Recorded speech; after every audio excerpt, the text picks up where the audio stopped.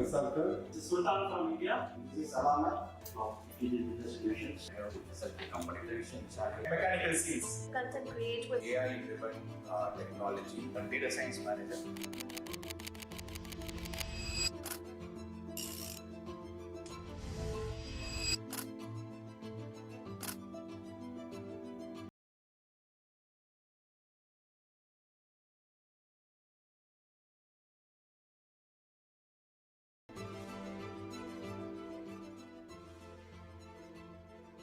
Wonderful to have you all here. This is Mohammad Siraj with you as an MC Master of Ceremony for today's program.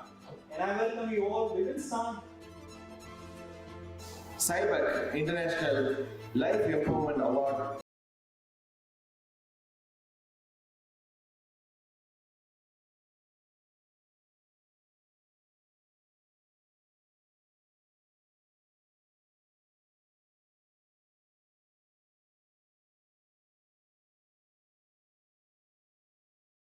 The largest economy in the Middle East, a G20 member and one of the fastest growing major economy in the world.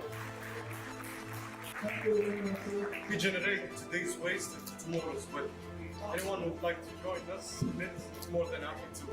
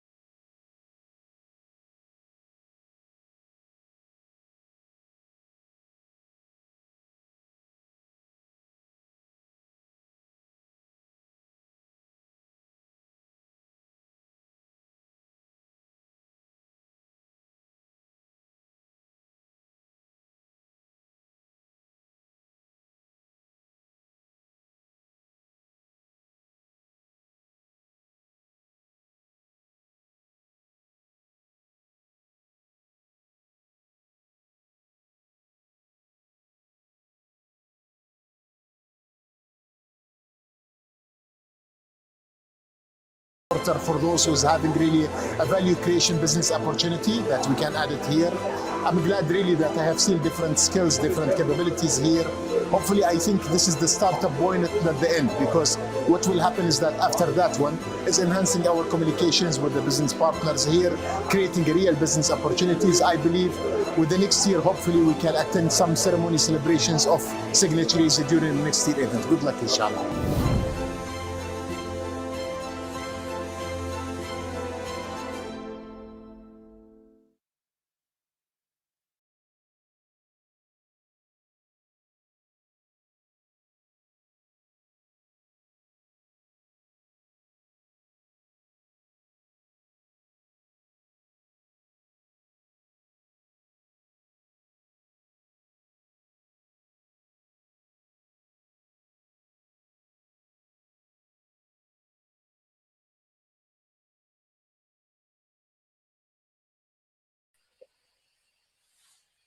Good morning, all participants.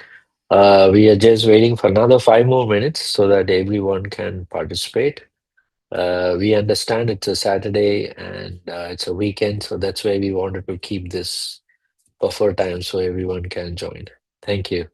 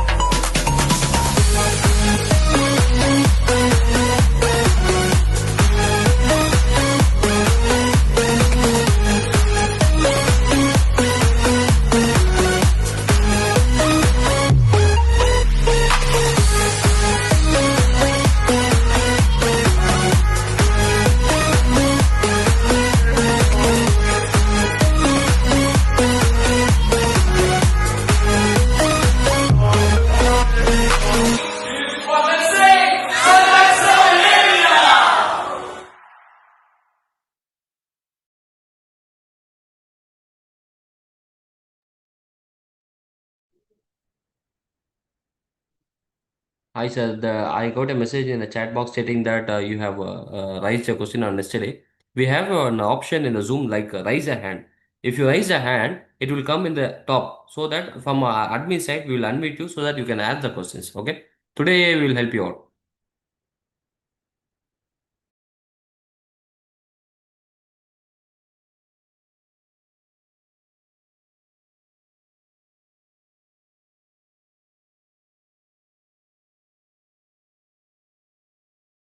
VC consultant. Sultan.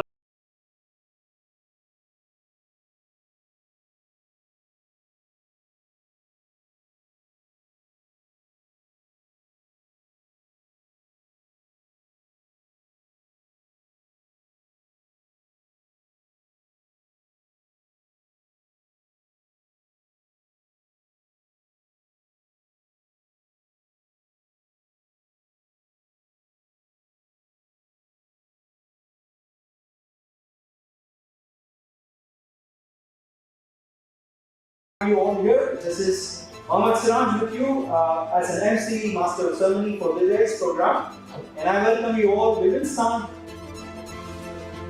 Sibec International Life Improvement Award.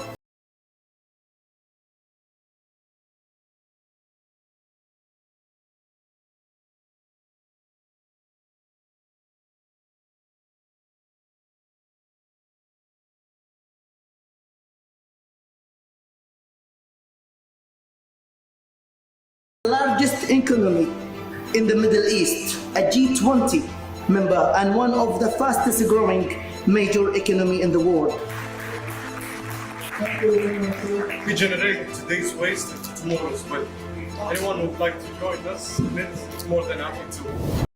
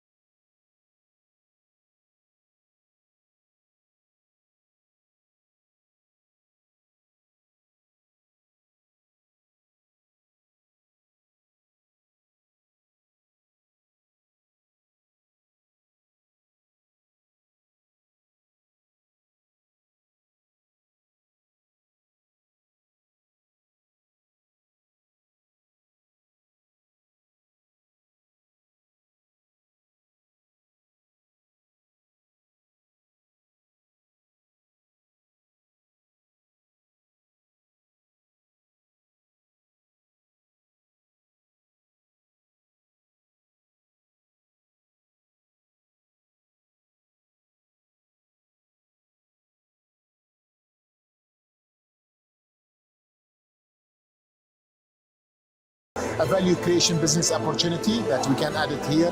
I'm glad really that I have seen different skills, different capabilities here.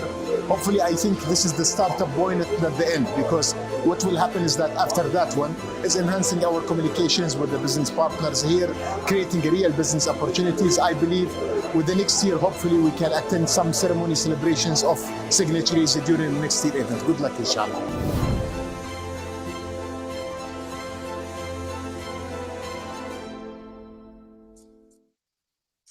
So, good morning to all of you.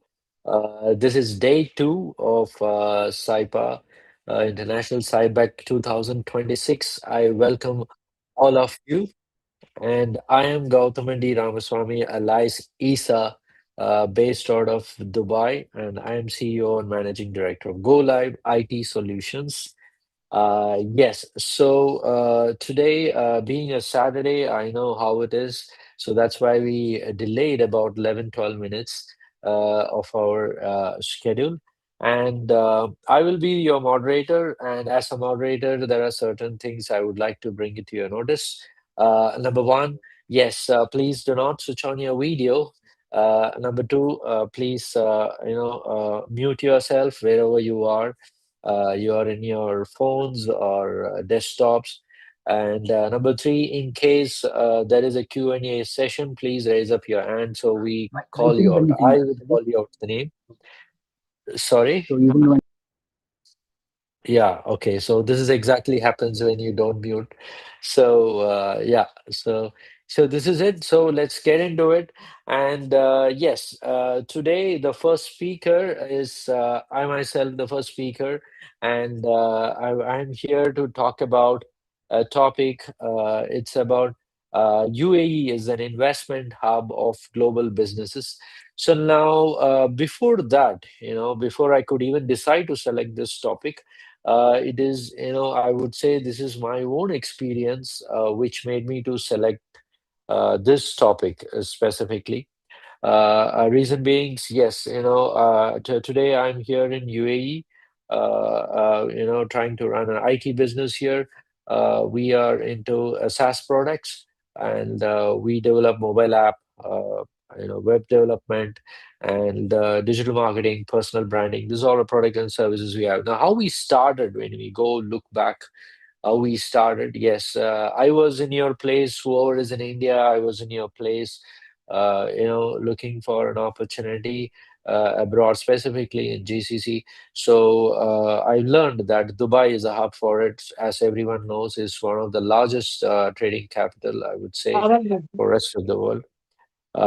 Yeah, so yeah, that's how it started. So we managed to come here, set up an office, but we were looking at because we directly your feet on street, we did. So that's how we come to know, yes, you need a local presence here. The first and foremost, what UAE taught me is you need a local presence here. So it means what? You need a proper trade license to do business.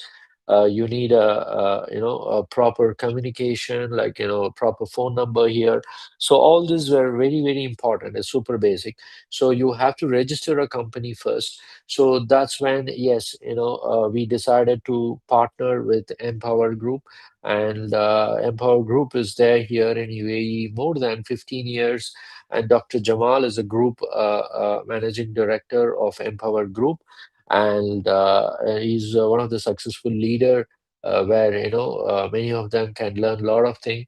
And so that's how we decided to partner and learn, and still we are learning how to take it forward. Yes, so these two things were the major things. And when we started with very small workspace. So that's how we started. So everyone can opt that as an option. It will be definitely good for you.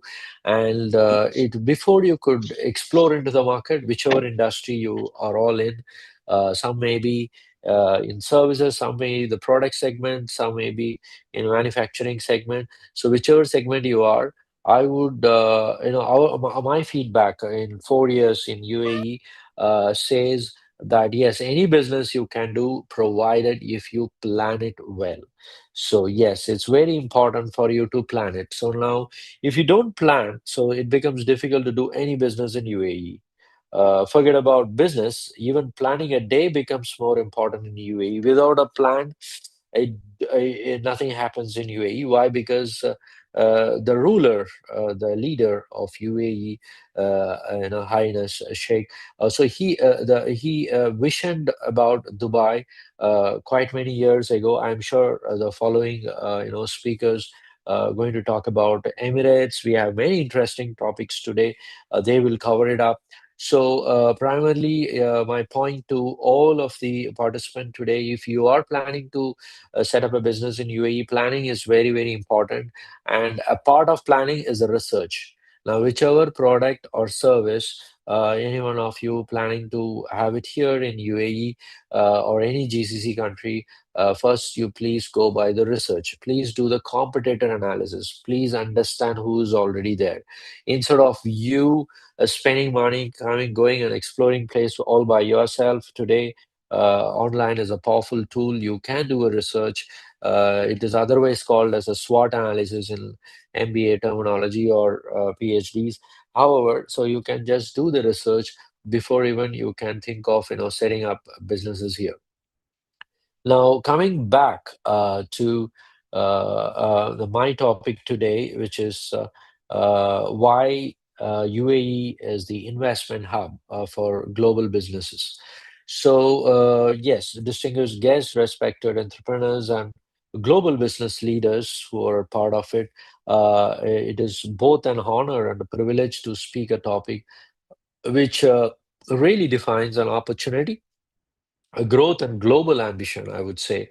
Why the UAE stands as one of the world's leading investment hub for all businesses. Yes, UAE is just not a nation, it is a vision brought to life. As I just mentioned a while ago, in just few decades, it has transformed from desert economy to a global powerhouse of trade, innovation, and entrepreneurship. So even in yesterday's meeting, we had a gentleman, Mohammed Mukhtar, talking about Jitex. Yes, Jitex is one of the largest, IT event, I would say, which anyone walks in, even as a visitor, would definitely bag a lot of contacts. So that powerful it is. So this was very well planned, designed, and executed. So that is UAE. First and foremost, UAE, I would say, is in a strategic location. Now, why it is strategic? If you ask me. The UAE sits in the crossroads of Europe, Asia, and Africa. I don't know how many of you are good in atlas here, but however, so this is the brutal truth. Yeah, from cities like Dubai and Abu Dhabi, business can access over two-thirds of world's population within 8-hour flight. 8-hour flight. So this is the brutal truth, and this is geographic advantage makes it natural gateway for global trade and logistics. So people already there who are listening to me from UAE understand what I'm talking about. This becomes a geographic importance, which it is a real gateway for global trade and logistic. Now, secondly, when you look at it, it is more of business-friendly policies. Now, when you talk about business-friendly policies, there are so many other GCC nations out there where there would be, yes, with all due respect, they have their own due diligence, paperworks and processes. But trust me, in the entire UAE, in the entire GCC, UAE is the only country which fasten the whole process, and policies are super friendly to set up a company. And for you to set up a company, yes, we have My Services as a part of Empower Group. My Services team is, licensed more than 4,000 plus, business setup companies here in UAE, which is a part of Empower Group. And Dr. Bazullah is handling it. We have offices back in India, here in UAE and Abu Dhabi and Dubai. For more details and counseling about a business setup and what it is, you can always reach Mr. Rabiq. So he will help you guys out on this. Yeah, so precisely you can open a company in 24 hours. That's all it takes. Now it depends on your product and services. This is what it takes. Now, more importantly, if you look into it, UAE government has built a system, basically, which encourages investment rather than restrict it.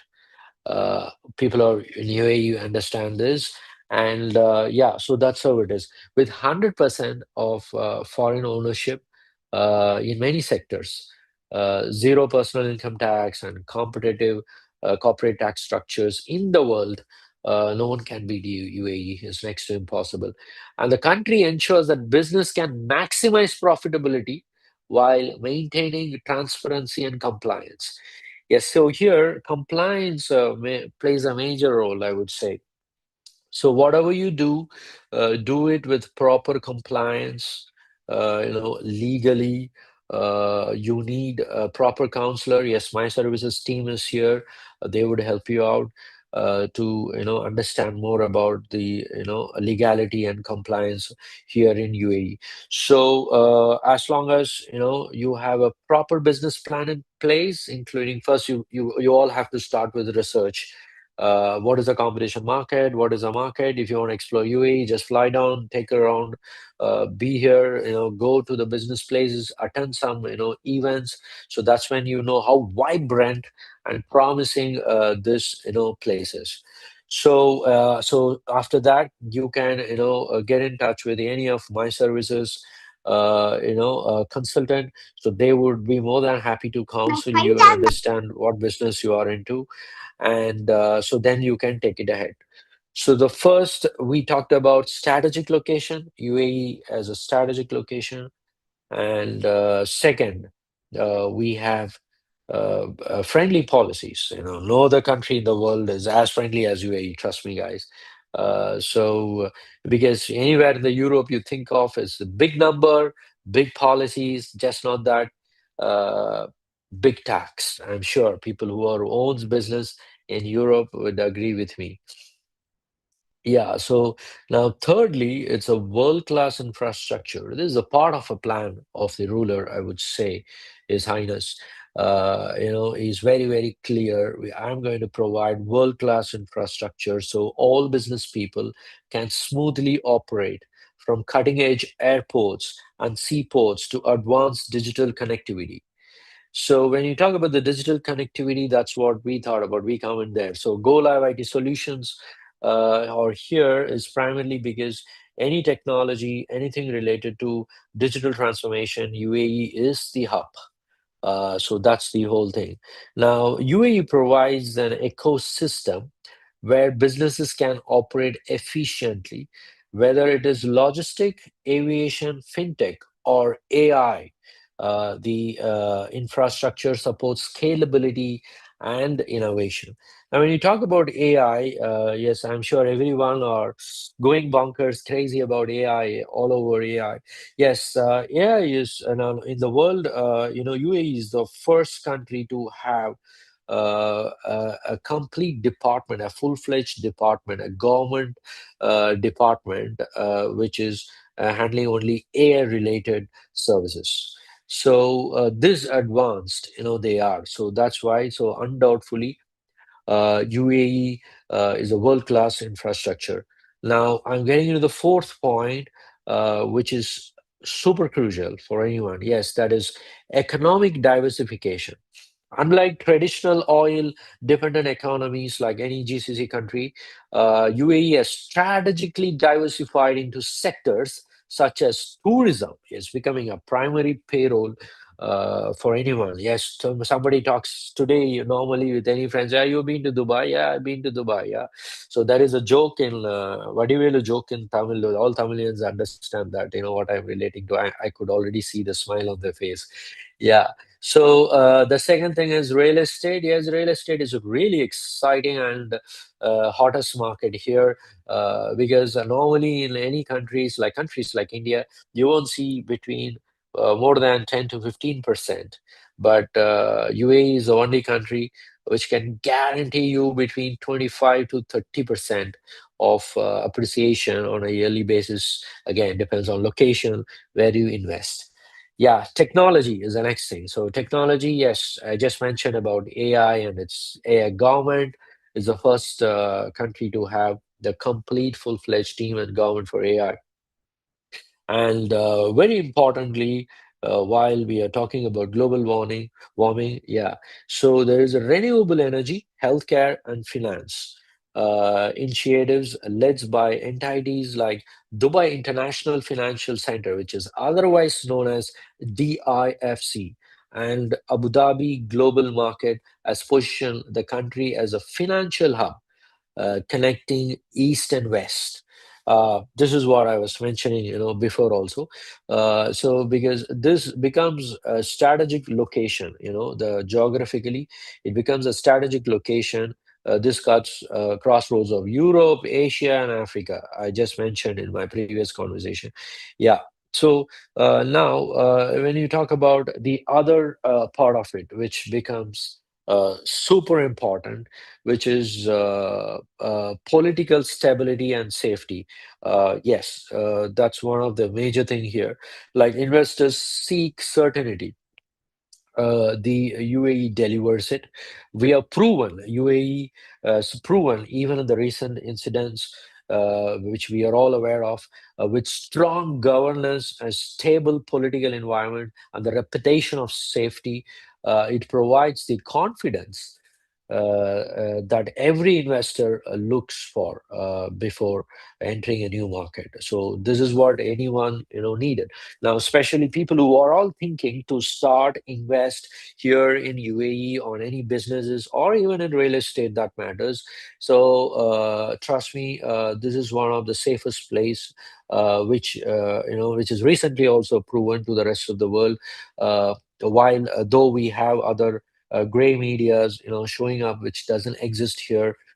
Still, UAE stands together, super strong in their governance and stable, political environment, and that gives a reputation for safety. So this is very, very important for anyone who wants to start any business here in UAE. Yes, if you pick up a trade license and set up any business, trust me, it is super safe.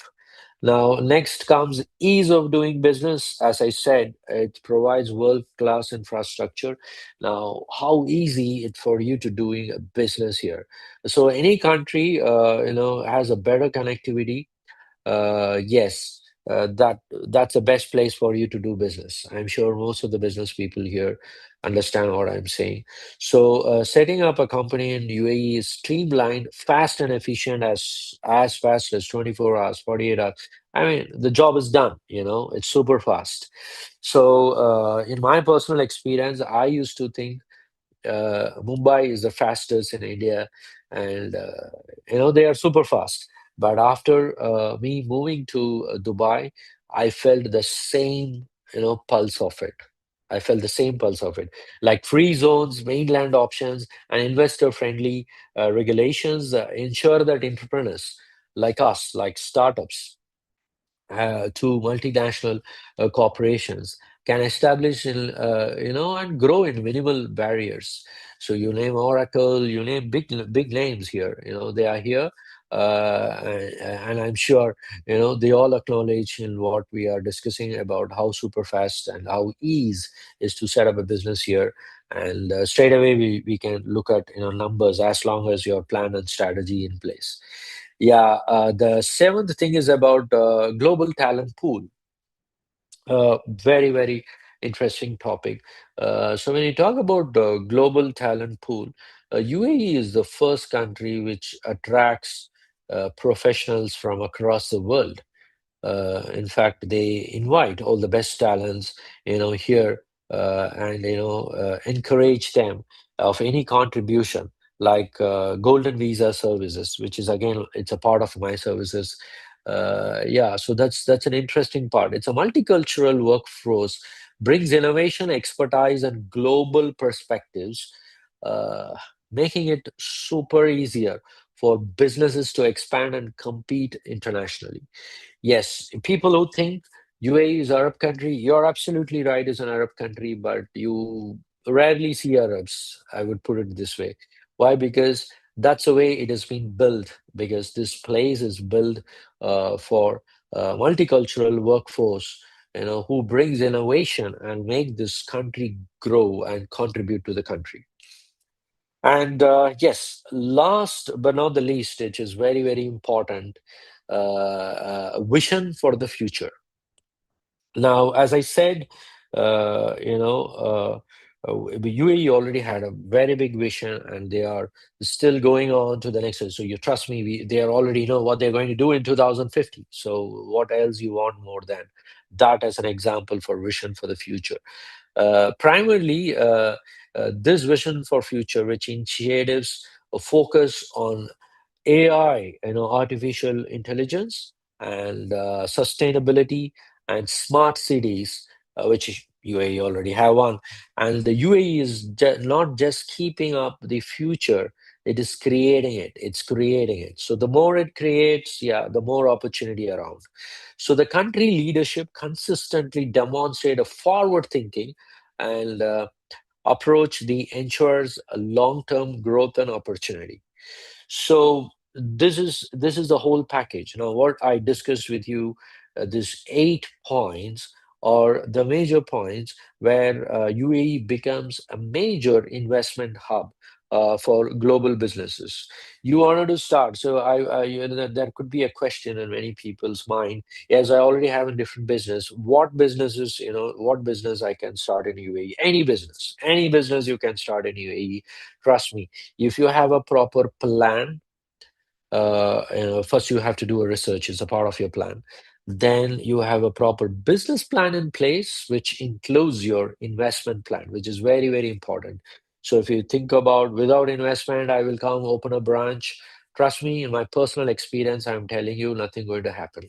Okay, so please have an investment plan. Please, take suggestion from experts like my services, because investment becomes a major thing, to start anything here, and you have to plan it very, very well. So you need to have an investment plan for at least for 1 year. So 1 year is super must, I would say. So if you say yes, I'm very I will do very economically. I will start, my dear friend. You're not going to start another branch in any of your nearest town. You're starting in international market. So, but naturally, it's super vibrant, and you need to plan finances as much advance possible, and you needed that because it is my personal experience. Without finance, it is very difficult for you to sustain here. Though banks, are around, but trust me, you need a proper financial planning. So here I would like to complete my speech. And ladies and gentlemen, the UAE is more than an investment destination. It is a platform where idea turns into enterprises, where businesses scale globally, and where ambition meets opportunity. Now, whatever I framed is just not a decorative word. I really experienced and I felt it. I'm enjoying it, to be honest. If you're looking for a place to start, expand, redefine your business journey, then UAE is the place you should be looking at without any second thought. Yeah. So that's where I conclude my topic for today. In case any Q&A, you can raise your hands here. Yeah, anyone have any questions?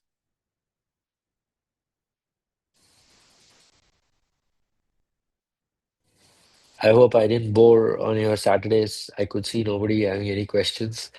Okay. Hello, Saturday. Good morning. Good Yeah, morning. I yeah, great. So yeah, Mr. Saif, you have anything to ask? Right now, actually, sorry, I didn't go through the fully entire whatever you have Just introduced here, about the yeah. market and each and Yeah. everything. I joined in middle, Okay. so I might Okay. missed some part of which whatever you have concluded over here. So Yeah. whatever according to the situation which you have shared, I truly impressive. Whatever you have said that I really appreciate. Just wanted to know if in case if we wanted to touch with you or wanted to interact with you, how I can do it.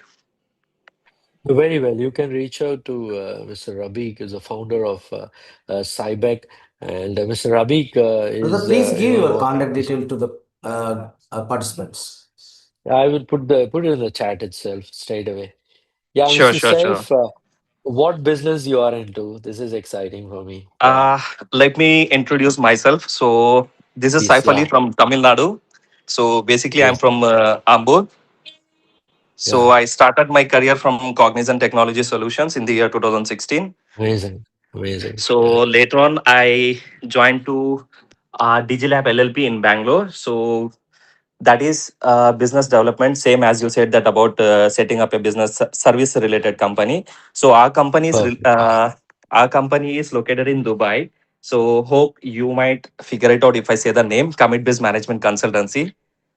Okay, great. Okay, So great. I worked here. So my parent company name is Commit Biz Management Consultancy, and the other one is businesssetup.com. So that is dealing with offshore company incorporations. Oh, that's nice. That's amazing. Okay, great to know that. Amazing. So I've put my number in the chat box. And before I could move on, I would like to take this opportunity to introduce what business I'm into and how all this started 4 years ago. So we are into mobile app development and website development. We have teams who are based out of Delhi and Mumbai. Yes, mobile app we have delivered 61 plus projects, successfully. So that's what we have done. And I would straight away jump into our case studies of go live as a company. Yes, so this is some of our case studies which we do. So we are primarily otherwise known as Go Live Dubai. So that's our website is golivedubai.com. So it's a result-driven digital marketing agency. We have proven records, and helping brands across the UAE. That's why I jumped into case study more than giving an introduction about what we do and all that. So we are expertised. We have client across UAE, India, UK, USA, and Australia. And we do a social marketing, social media marketing, and performance marketing and brand strategies. This is our core strength, and this is a list of people whom we are seeing in the crowd. They're not all my employees; they're all my clients. This is how it is. So yes. Now, why choose us? Yes, you would have the best reason because you would have understood why you have to choose us because we are result driven, absolutely result and number driven company. So this is our core expertise, as I mentioned to you. A LinkedIn personal branding is one of our core strength, which we have. We do for some of the celebrities, film directors and producers. We handle their personal brandings, and some of the managing directors of different companies, which we have proven records here. So some of the companies like Estra, Fan Baskets, Al Safa, Radiology, people in UAE, I'm sure some of the brands is very very common and known to people. And yes, so yeah, this is what it is. And in US, we have some of the clients, and Australia, someone from Australia, Y Cyber is very, very well known. Yes, and in UK, we have 360 partners. And in India, we have DAC developers and radio. I'm sure DAC developers is known. They are the major sponsors of for Vijay TV. Yeah. So this is about it. And thank you so much for all of your time. I think I'm closing my time. Yeah. So I would like to invite now uh, a good friend of mine, Ms. Iman Al Arabi, General Manager of Outreach Commercial Agencies, UAE. And she's a really interesting personality. I'm sure you all enjoy with her. So over to you, Iman. Thanks, Mr. Gautam. Good morning, dear guest, respected official, industry leaders, and valued investors. It's truly a pleasure to be here with you among such a diverse and influential audience. My name is Iman Al-Arabi. I am the General Manager of Outreach based in Abu Dhabi. At Outreach, we operate with a clear and focused vision to enable businesses and investors to successfully enter, operate, and grow within the United Arab Emirates, one of the most stable and opportunity-driven markets globally. Since our establishment in November 2023, we have positioned ourselves not simply as a service provider, but as a strategic partner on the ground. We understand that entering a new market, especially in sectors like oil and gas, required more than opportunity. It required local insight, regular alignment, and execution capability. Today, I will walk with you through who we are, what we do, and how we support our partners in turning opportunities into effective results. Let me share Amazing. my presentation. Yeah. Iman, also, I just wanted to check, you put off your video. We are not able to see you. I will display the presentation. Okay. Go ahead. Yeah. Okay.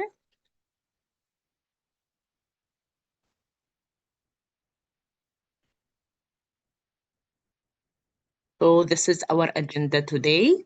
Like I highlight some points or some addresses. Let's speak about outreach. So everyone here can have a full knowledge or full background about my company, Outreach. So Outreach is UAE-based business facilitation and commercial support company operating from Abu Dhabi. Our model is built on flexibility, responsiveness, and a strong market connectivity. We work across multiple sectors with a particular focus on enabling companies to establish and structured and compliant presence in the UAE. What difference of Outreach is our ability to combine local expertise with international business understanding. We don't just connect companies, we stay involved to ensure that operations are aligned, efficient, and sustainable. Our role is to simply the complexity, from navigating local requirements to building the right partnership. We ensure that our clients are positioned for long-term success, not just short-term entry.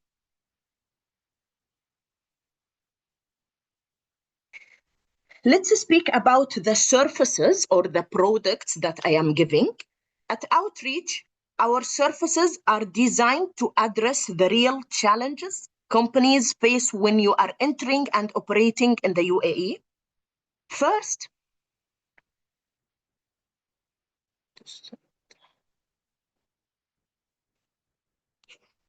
you can see my screen, right? Yes. Okay. So first, let's speak about the company representation. We act as a local extension of your business, ensuring you have the right presence, visibility, and access to the key stakeholders, including major operations and EPC contractors. Second, the commercial agencies.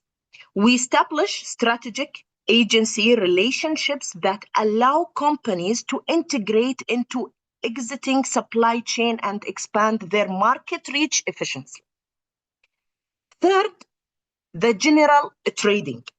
We support sourcing and supply across multiple sectors, ensuring responsiveness, reliability, and alignment with project timelines. And finally, oil and gas services, onshore and offshore, of course. This is a critical area. We are support field operations and facility requirements, always with a strict, always with a strict guide and matching to the HSE standards, technical specification, and operation efficiency.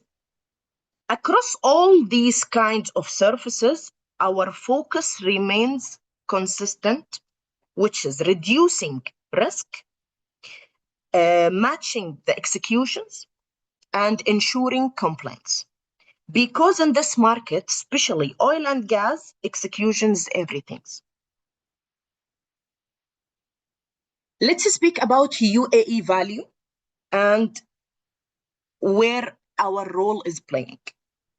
The UAE today stands as one of the most attractive destinations for investment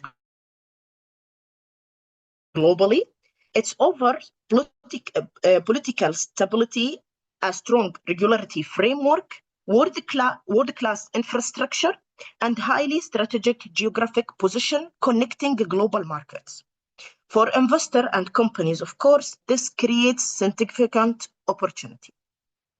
However, opportunity also alone is not enough. Entering a market with the right structure, local understanding, and partnerships can lead to delays, increased also cost, and operational challenges. This is where outreach is come.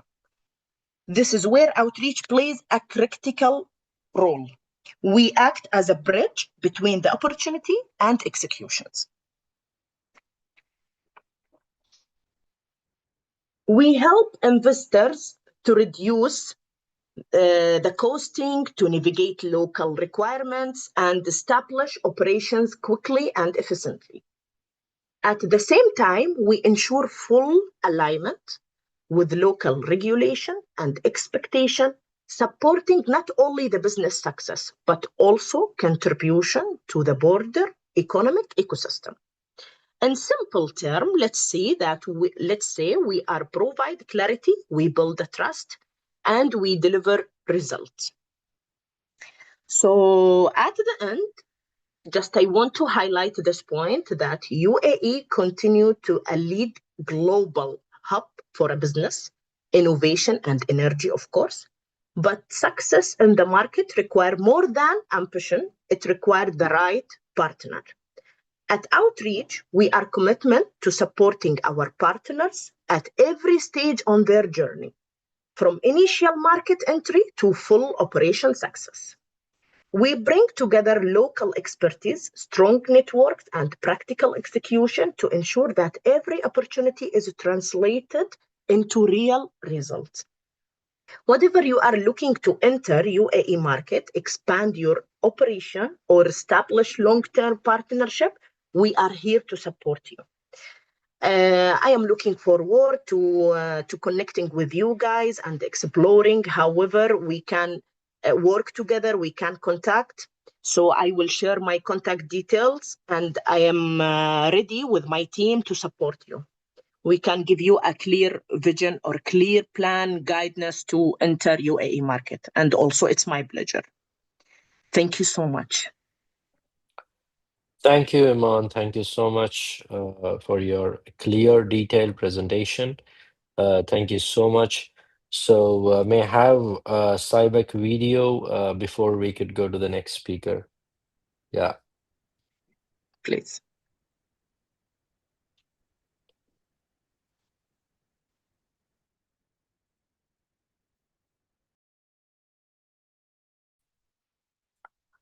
Admin, we understand this is Saturday. Can you please play the video so we can get to the next guest speaker? They are all waiting.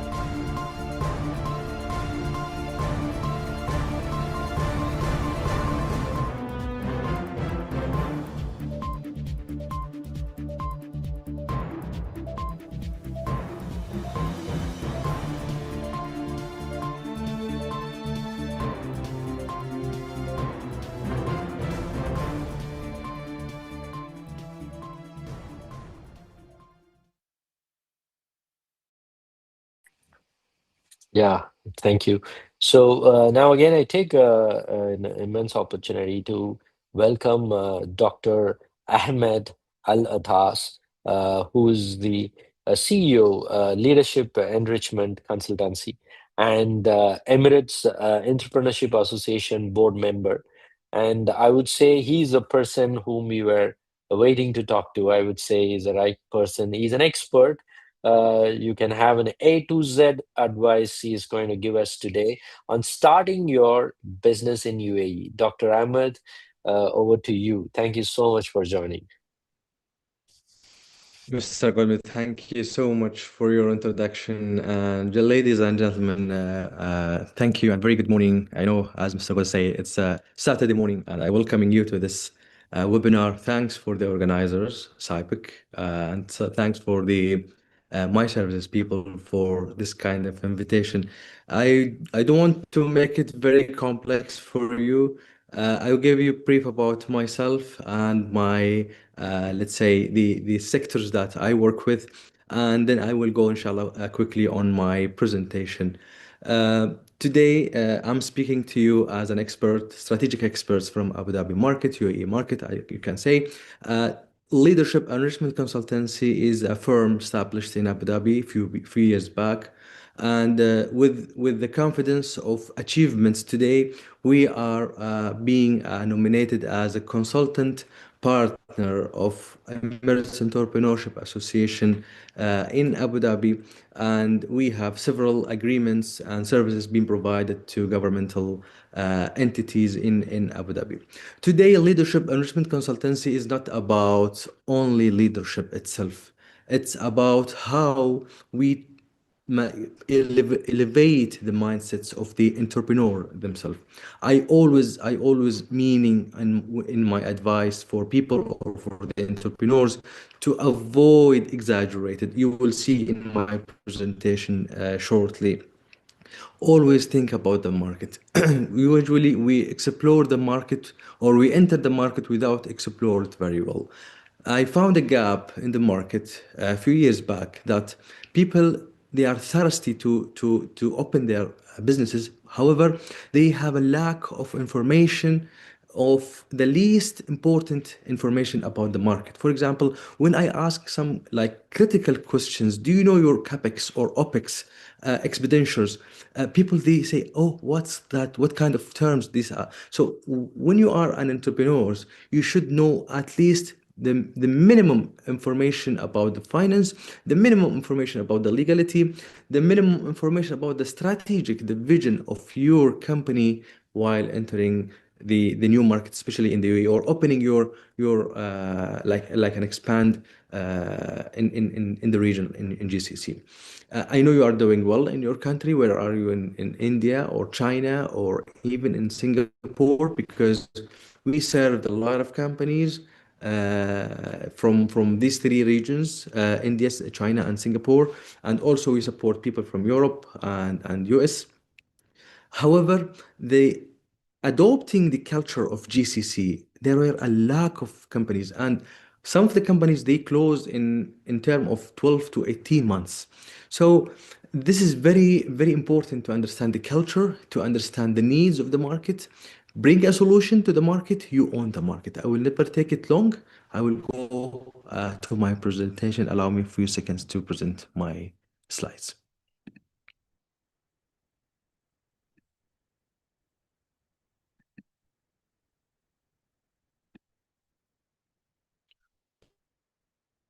Is my is my slides shared to everyone? Yes, it is. Yeah. Excellent. Great. Thank you so much. Today I will brief you. This is not a detail. Don't consider it as a detailed a presentation. However, this is an overview on how to start your business in UAE from A to Z, I can say, or at least you will end up with a clarity of understanding the UAE market. Today, it's not about the business itself. It's about how you scale it up. Today, UAE, I gave you some facts on UAE. The UAE has the easiest country in opening your license. You can do it in, for example, if you're in Dubai, it's 10 minutes or 15 minutes, and then you grant your license. The fastest licensing processes in UAE overall, either in Dubai or in Abu Dhabi. We have a stable and high-class infrastructure after launching your businesses in terms, for example, of supply chain, in terms of financial requirements. This is very important for any entrepreneur or companies who are entering the market of UAE. The most important is the Abu Dhabi or UAE unlock for you the globality. Today, when you are providing your company, your services to a community in UAE, whether in Abu Dhabi or in Dubai, or even in overall of UAE, you have a great chance and trusted by your clients more than any companies who providing services from outside.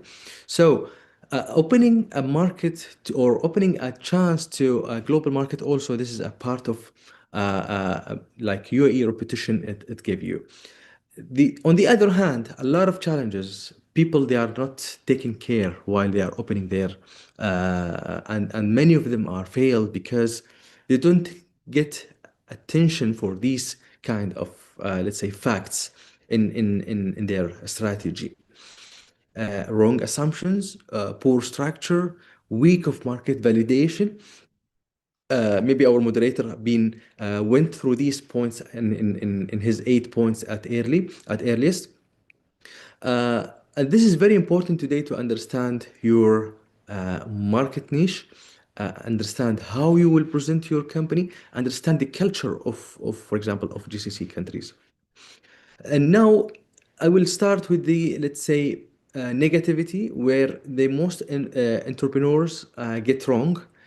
The idea is great, the solution is great. However, you are not touching the need of the market. A lot of fintech companies, a lot of, I can say, construction companies, a lot of consultant in the market themselves, availability. However, the idea is not matching the requirements. Or the idea is great, but is not fit or suit the market of UAE. Here is the challenge. See, having an idea is great. Narrowing the idea, matching the requirement, the market needs is the important, and this is making your idea scalable. The second, let's say, mistake happened about the high capex and poor of let's say operation or opex. What do I mean by that? Entrepreneurs or companies who are entering the UAE market, they're looking for fancy stuff. They're looking for high class offices. They're looking for high team members, number of team members in there. These are all are expenditures for you, and they ignore the operation. They ignore the items or the stuff that bringing clients to you. They have lack of, for example, a understanding of the market. They have lack of marketing. They have lack of validation, customer understanding or customer needs understanding. So these kind of expenses in the capex and ignoring or eliminating the opex that's bringing the value to your company is another mistake entrepreneurs have been felt and trapped. The third mistake, sorry, and which is very, very costly nowadays, is the legal structure. The legal structure is very important. Today we have landlord, for example, licenses. We have free zones. We have freelancers. We have different type, whether it is like LLCs companies or individuals companies. So these are very important details for the entrepreneurs or for the company owners to understand before they enter the market. Nowadays, at Leadership Enrichment Consultancy, we bring you this kind of value of advice. Sometimes we present the companies as local agents and opening the doors for them to, instead of establishing a company in UAE and spending a lot of monies, instead of spending these kind of expenses, at least to test the market for 6, 10 months or 12 months, for example, and then they can open their trade license like locally in the UAE. So these three type of, let's say, mistakes, try to avoid it. Look for the market validation. Look for the important notes from your let's say sectors. Now, I can give you here as a strategic framework for starting rights. It's very important to have a market validation. If you don't want to build your own, or for example, visibility studies is very important. And we know visibility studies, companies charging you a lot of monies, okay? But today at LAC, we bringing to you a low cost of, for example, visibility studies We call it the go-to-market study. The go-to-market study today is a service we provided with the low cost for entrepreneurs to understand the UAE market, to understand their competitors, to understand the uh, the needs at least to start with. So market validation is very important. Understand what you are bringing to, understand the market, understand the culture, understand the habit of your customers here. Are they willing to pay or not? Do they have an alternative? How you compete with your alternative companies or competitors? So this is very important to understand it in your market validation report. The second is the business structure. Am I bringing the whole entire team to the company? Am I bringing a lot of, let's say, a team underneath, or I will start with the short or single peoples rather than bringing the whole entire team and utilize the AI nowadays can covering the rest of the team output, for example. The second or the third strategic framework is about the financial model. Uh, Today we're bringing to your attention the what type of, for example, finance you need and which bank is better or suits your, for example, structure. We're bringing to you in the report or in the recommendation this bank is very important or suits you, go with that. Financial services, financial audit, align with the VAT registration in the UAE, avoid, for example, the VAT or FTA fines or let's say overcoming of their regulations. So this is very important to understand it today. The last but not least is the execution strategy. The whole entire 3 points at early I explained is on the one hand, and the execution strategy is on the other hand. Why? Because whatever you did before is great and mandatory. The execution, your partner in execution is very important. Imagine you have the right tool. Imagine you have the right mindset. Imagine you have the important, let's say, or the core of your operation, but you don't have the key ignition, the opening doors for you. And here today, where we are coming and supporting you guys in the UAE, opening doors to you, connecting you with the right people, the decision makers, preparing for you a certain type of, let's say, meetings, assigning to you. Sometimes even assigning to you a job that we have to deliver it. Since you are our partner today, we can assign to you some jobs that we receive from the government or from our other private sector companies. Now, if you don't start your business, if you don't have a validate market, why? Because today you don't know your customer, you don't know what the problem you solve. So based on that, you will down estimate your services. And you will never give a right price of your services. You thought you are getting or generating money at the end. What you gain is what you spend. So it's very important today to have your business market validation. Choosing the right setup in the UAE, as I mentioned, whether it is like in term of legality, in term of financially partners, whether the bank or financial companies who are following up on your financial reports, or all of these are very important aspects for you as an entrepreneur to understand and to went through it before you launch your companies. I always advise to think lean rather than think big. Why? Because when you have a lean mindset, you have agility. You can adopt any challenges. It's very important today to adopt the market challenges, adopt the customer needs, and this is very important in UAE market because if you cannot comply with the customer needs, the competitor will come and take your space or place. And this is very important today. Now I'm almost close to my presentation. What we can provide you through Emirates Entrepreneurship Association, it's not only about promoting the association here, but after around 4 years of entrepreneurship or membership with the association, and now as a board member of the association, I found a tangible results of this kind of relationship with the people, with the community in the association. We have over 500 members that are part of the membership of the association. Those people are private sectors.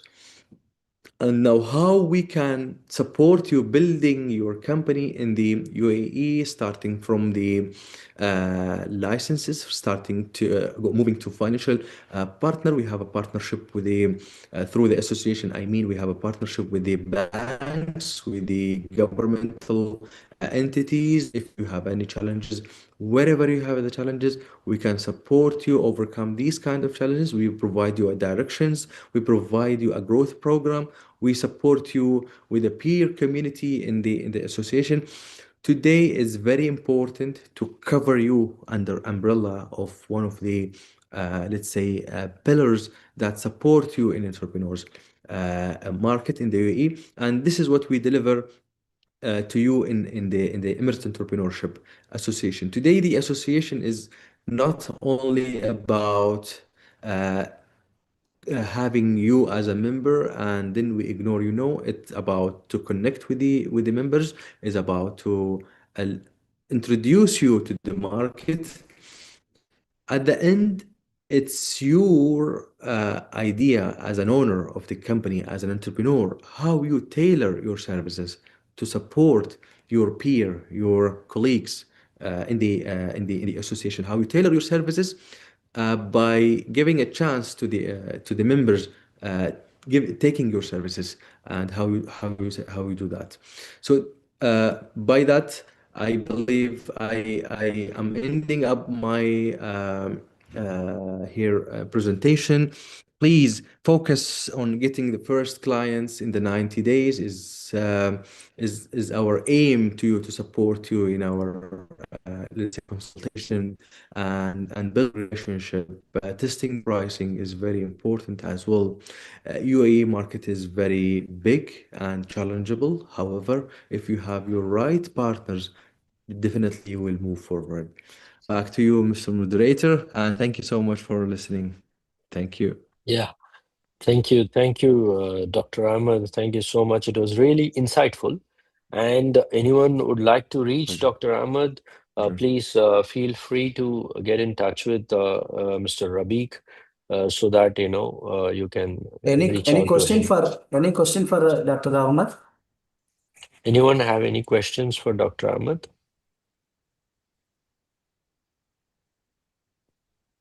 Dr. Ahmed, this No, is Dr. I don't. Mr. Gautam, can I say something? Yes. Yeah, please. Thank you, sir. Welcome. Dr. Ahmed, wonderful presentation, and I think you nailed, especially the preconceived notions of UAE. Mashallah, you addressed it very well, and I look forward to connecting with you, hopefully in the future, inshallah. Thank you very much. My pleasure. Thank you. Thank you. My pleasure. Yeah, so I don't see any other hands up. Yeah, so we will move on to the next speaker. Before that, please play the video. Yeah, thank you.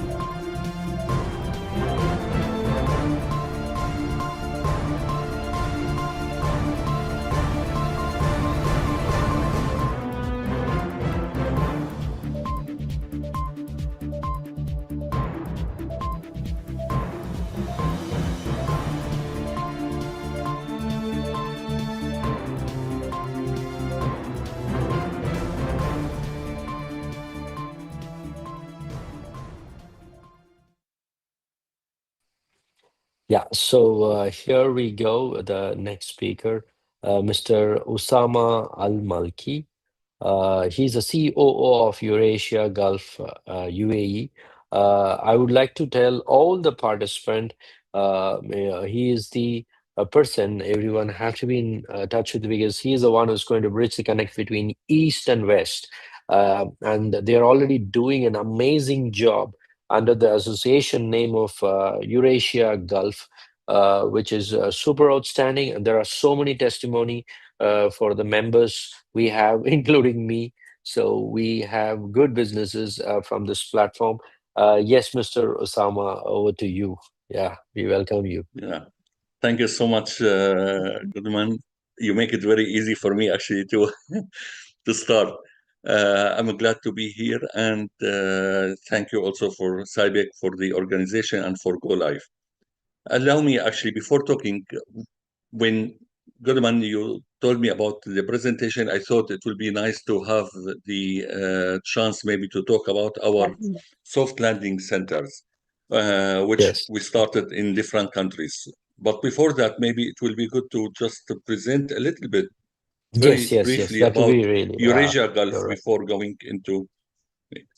So I'll start with Eurasia Gulf. Okay. So we are Yeah, a we could business see. platform. Yeah, we are a business platform. We started in Dubai around 5 years back.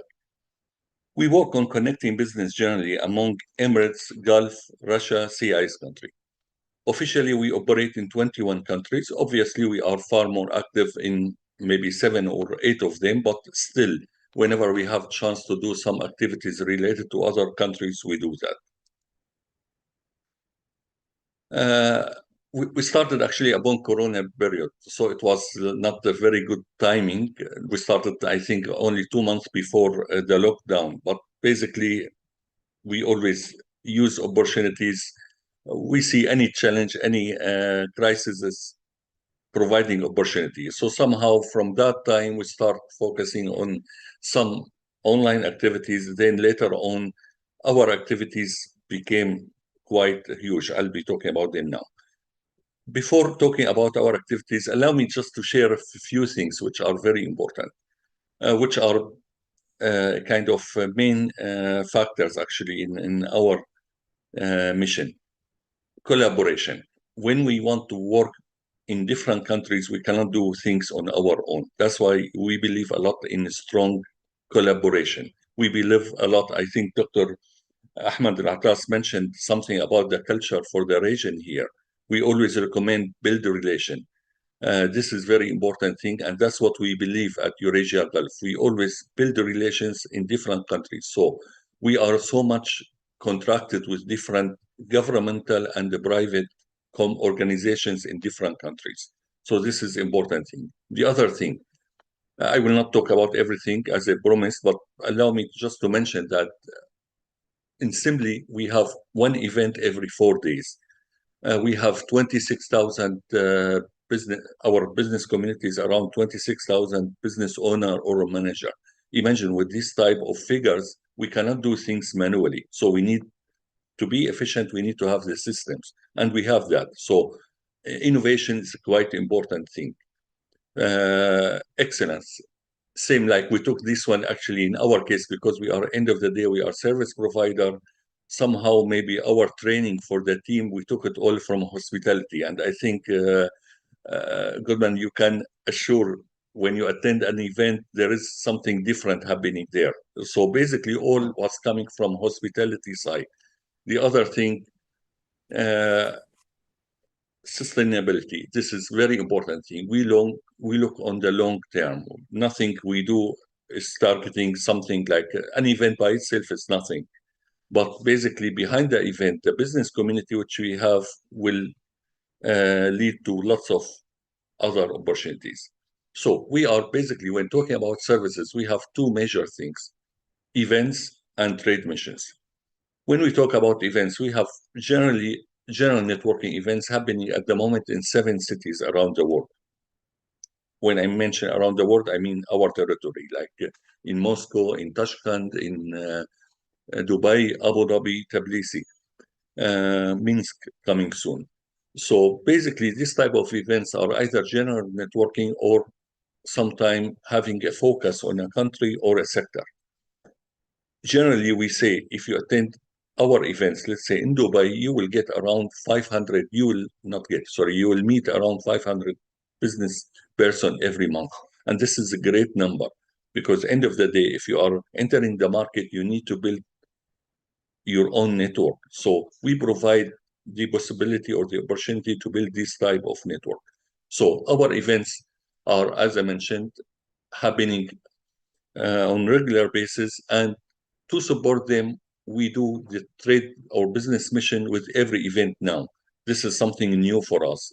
With every event we are organizing in any city, we are doing trade mission. Like 3 days back, for example, we got only maybe 5 people took part, which is fine for us. In Tashkent, it was our first event in Tashkent, and we had 5 people who traveled to attend the event and to attend some B2B and B2G meetings that we organize.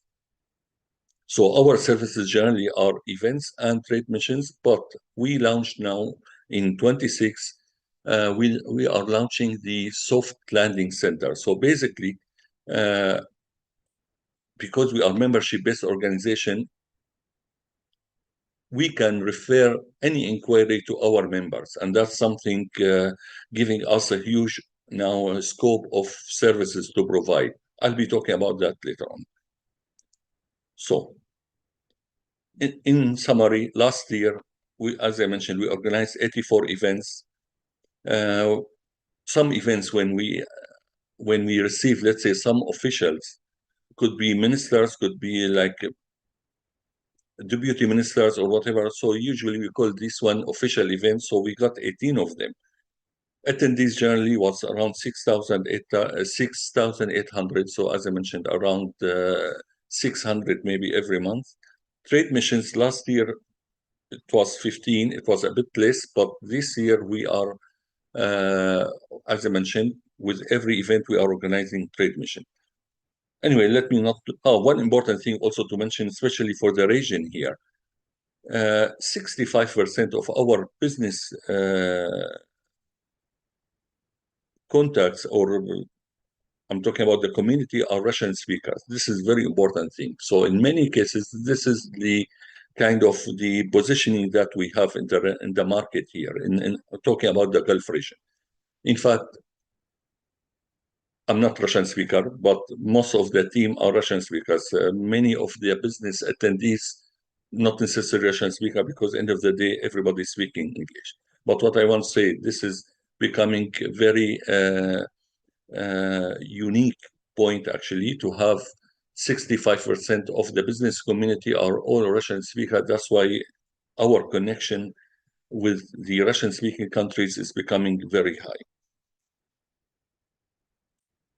We have a board of directors, we have the management, we have advisory board, and many of them, like we're talking about 40 plus people, different nationalities. Each one is coming from different sector. Myself, I come from healthcare, but we have some diplomats. We have maybe some of them still working in different ministries. They are officials in their countries, professors, different type of people actually. We have 3 chapters at the moment. Officially, we have 3 offices outside UAE. We have different committees. The app is quite important way. Of course, the challenge among all the apps that everybody is having, it is difficult to push members to use it, but still, it is a quite important way to register for event and to see who is coming for the event, and maybe to drop them a message before the event. So all that is allowing better type of connection. I will not go into, as I mentioned, we are membership-based organization, so we act as business councils actually. So the members are having accessibility to the community, plus they have the exposure within them. Allow me now just to take part of the, to talk about the soft landing center. Understanding now that we have the business community, understanding that we have different members who are acting as a service partner with us. All that actually give us a huge opportunities in any market, whether we are talking about UAE or if you have interest, let's say, to go to Saudi Arabia or maybe to now Uzbekistan, Russia. We receive a lot of inquiries saying, okay, I'm looking for such thing, let's say in Russia or in Belarus or whatever. Our connection are not only, again, I mentioned that, but it's very important to mention again, it's private and government. So we have people coming to us saying, okay, I have, last week actually, I got somebody who was interested in Uzbekistan and they said, okay, can we arrange something like in high-tech or Ministry of Technology, I think the name.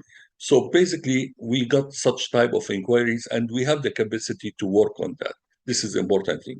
Myself, actually, as a part of this connection, I have agreement with Ministry of Health in Belarus to promote Belarus as medical tourism destination in the region here. So just an example. So basically, we have the connections, private and government, in the countries that we work on. So basically, the soft landing center that we are launching, it will provide, as Dr. Ahmed mentioned, actually, having the type of market intelligence is very important before coming to the market. We come across many people who are sometimes coming randomly, like coming to set up some meetings maybe without understanding the market, or coming even in other way exhibiting and having high expenses only to understand the market. What we say, okay, simply before that, let us help you actually via one of our members to do type of market intelligence, to understand the requirement, to understand the regulations related to it, to understand the positioning of your product or the demand for your product or whatever. So basically, I remember some time back, actually, one interesting case was somebody having IT, they are into IT sector, they have software, they approached us, they want to meet developers, real estate developers. When we start talking, we told them, I mean, basically, you don't need to meet developers because in UAE, you don't need to deal with developer, you need to deal with facility management. This is by regulation, every developer is having facility manager or management company who is running the properties. So basically, you don't need to meet developer. You need to meet either facility management or, for example, IT distributors. It's just an example because at that time they were approaching us for something, but because we understand the market, we directed them somewhere else. So, which was very beneficial for them. It's just an example. There are many challenges, of course, when entering the market, but because we have the network, we provide execution, and this is very important thing. It's not only about providing the market research or go-to-market strategy or the business plan, or even sometime they approach us for the marketing plan. They want to understand how to promote their services here. We have the network, and this is very easy for us. So basically, when I talked about the trade missions, basically we were doing B2B meeting easily. This is very easy for us. If somebody coming to UAE, for example, looking for such partners, we have the community. We have, as I mentioned, 26,000. So this is very easy. Whatever the sector is, we dealt from oil and gas to healthcare to food and beverage. We dealt a lot with this one. Chemical industries, IT, of course. So all these type of sectors we dealt with. So this is important thing. So it's not only about the market strategy. No, we have the network which allow any type of execution for any strategy we put. And the third one, which is important, the opportunities. We initiate opportunities because we have, I mean, as Dr. Again, I'm happy actually to attend the presentation of Dr. Ahmed, who I don't know him personally, but for sure I'll be in touch with him after because we deal a lot with associations as well. So basically, talking about when entering the market, sometimes you don't need to run to spend that much. I mean, basically, we can arrange joint ventures or a partnership or whatever. All that is very cost-effective way to enter the market. So all that we can do. So basically, our services in this soft landing center are providing the clarity of the market, the execution part, and maybe the smart approach later on, the opportunity. Okay, I think I mentioned here, I mean, I'm not to repeat everything, I don't know about the time. Am I within the time? It's okay? Yeah, very much. You have another 5 minutes, yeah. Okay. So basically, I mentioned the market intelligence. I mentioned the market entry setup. For sure, we have different members who are providing this service, and this is very important thing. Also, like a few days back, I met somebody who have a company for the last, I think, 5 years in Emirates, but because their business has grown and they are stuck now with the free zone that they are having the setup. They want to change for different reasons that it's not giving them the chance maybe to grow further. It's difficult. It's a bit challenging here, the way to move from one place to another, because in fact you need to close fully from one place to go to another place or whatever. So this is something maybe I'm not so much aware of, but the members who are providing the services of setup, it's quite aware of that. Obviously, maybe it was mentioned in one of the presentations before, there are more than 40 free zones in UAE. Plus, if we add the 7 Emirates, we can imagine the type of flexibility that we have in the country here, which is great, really. I remember some time back, we got like a delegation coming from one of the countries, and they have particular question. They have certain service, and they want to check the capacity to change a little bit the not regulation within. I mean, they're talking about something within the authority itself, and they got the answer within 2 weeks. We can change that. So imagine the type of flexibility which is available here. That's a really great advantage. So talking again about the market intelligence, market entry and setup, the network and partnership, that's something what we provide via the network which we have. And of course, what I mentioned about the opportunities, like the joint ventures or uh, the growth within the market. I don't think I need to specify here. Let me just finish by mentioning some issues here. Basically, we have, as I mentioned, I mean, we support a lot the type of consulting, but we have other to offer via the network which we have. So it's not only about the market intelligence. Besides that, we provide the execution channels along with the opportunities. Via Eurasia Gulf Soft Landing Center, what can you expect? Faster market entry, obviously, reduced operational risk. I praise again what I heard in the presentation earlier about the some examples actually for people coming to do business here. I came across myself of one surgical unit, the European one, they closed in less than 1 year, simply because when they start signing with insurance companies, the rates were not matching as Dr. Ahmed mentioned, the COBEX. So basically, it's a challenging really. So it's a great loss as well.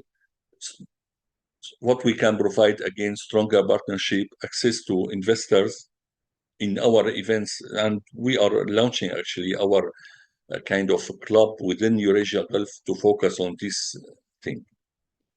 I think that's all. Thank you so much again. In fact, it's what I'm presenting now. It's part of our guidebook for UAE. So I took some pages only from it. So basically, please feel free to contact, to drop a message. I'm happy to share the guidebook itself. I'm happy to answer any related question. And the good thing, it's not only about UAE, it's about as well Russia and CIS countries. We can do Yes. exactly what Yes. we do here. We can do that there. Thank you so much. Amazing. So anyone have any questions? Any questions?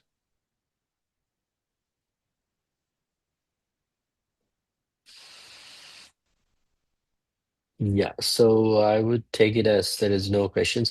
Thank you so much, Mr. Osama, for being Thank a you. part of it, accepting our invitation. We really appreciate it. Thank you. Thank you so much. Thank you. Yeah. So before we could go to the next speaker, may I have the video, please? Yeah, thank you.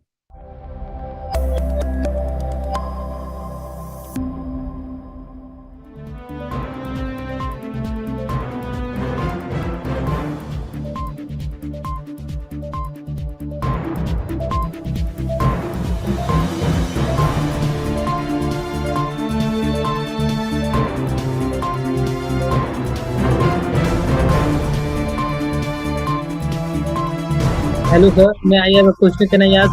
Hello, sir.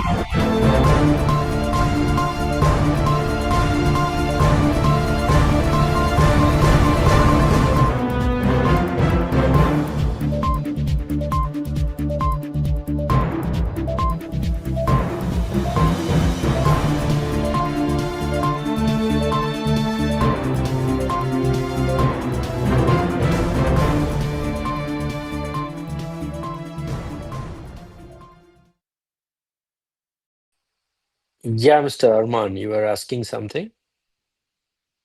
Yes, how can I contact sir, Miss? Yeah, you can. We will leave, Mr. Osama's number with you in the group, so you can reach out to him. Okay? But sir, yesterday I already have a question, but I asked, but my query has not solved anyone. Okay, to which speaker, if you can be specific? Yes, sir. No, to Especially, which sir. speaker? Okay, sir. Thank you, sir. Okay, we leave the numbers. You can always reach out. Even Mr. Rabiq number you have, you can ask him anything. So we'll be more than happy to help you, Mr. Arman. Okay? Okay, sir. Okay, thank you. Thank you, Mr. Arman. Yeah, so here I take immense pleasure to invite Dr. Muhammad Ali AH Marikar, Director of BBMC Group, UAE.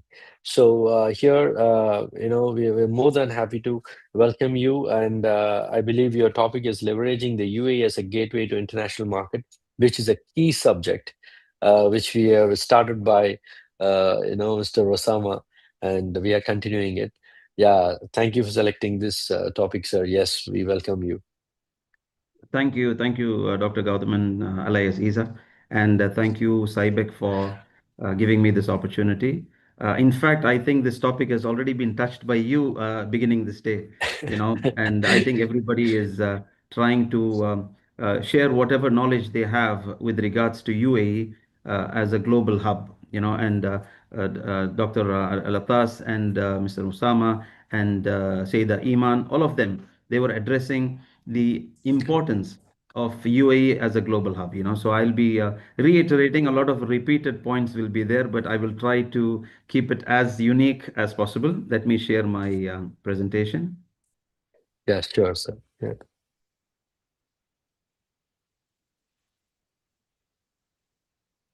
Can you see my screen? Yes, we could. Let me just do one thing.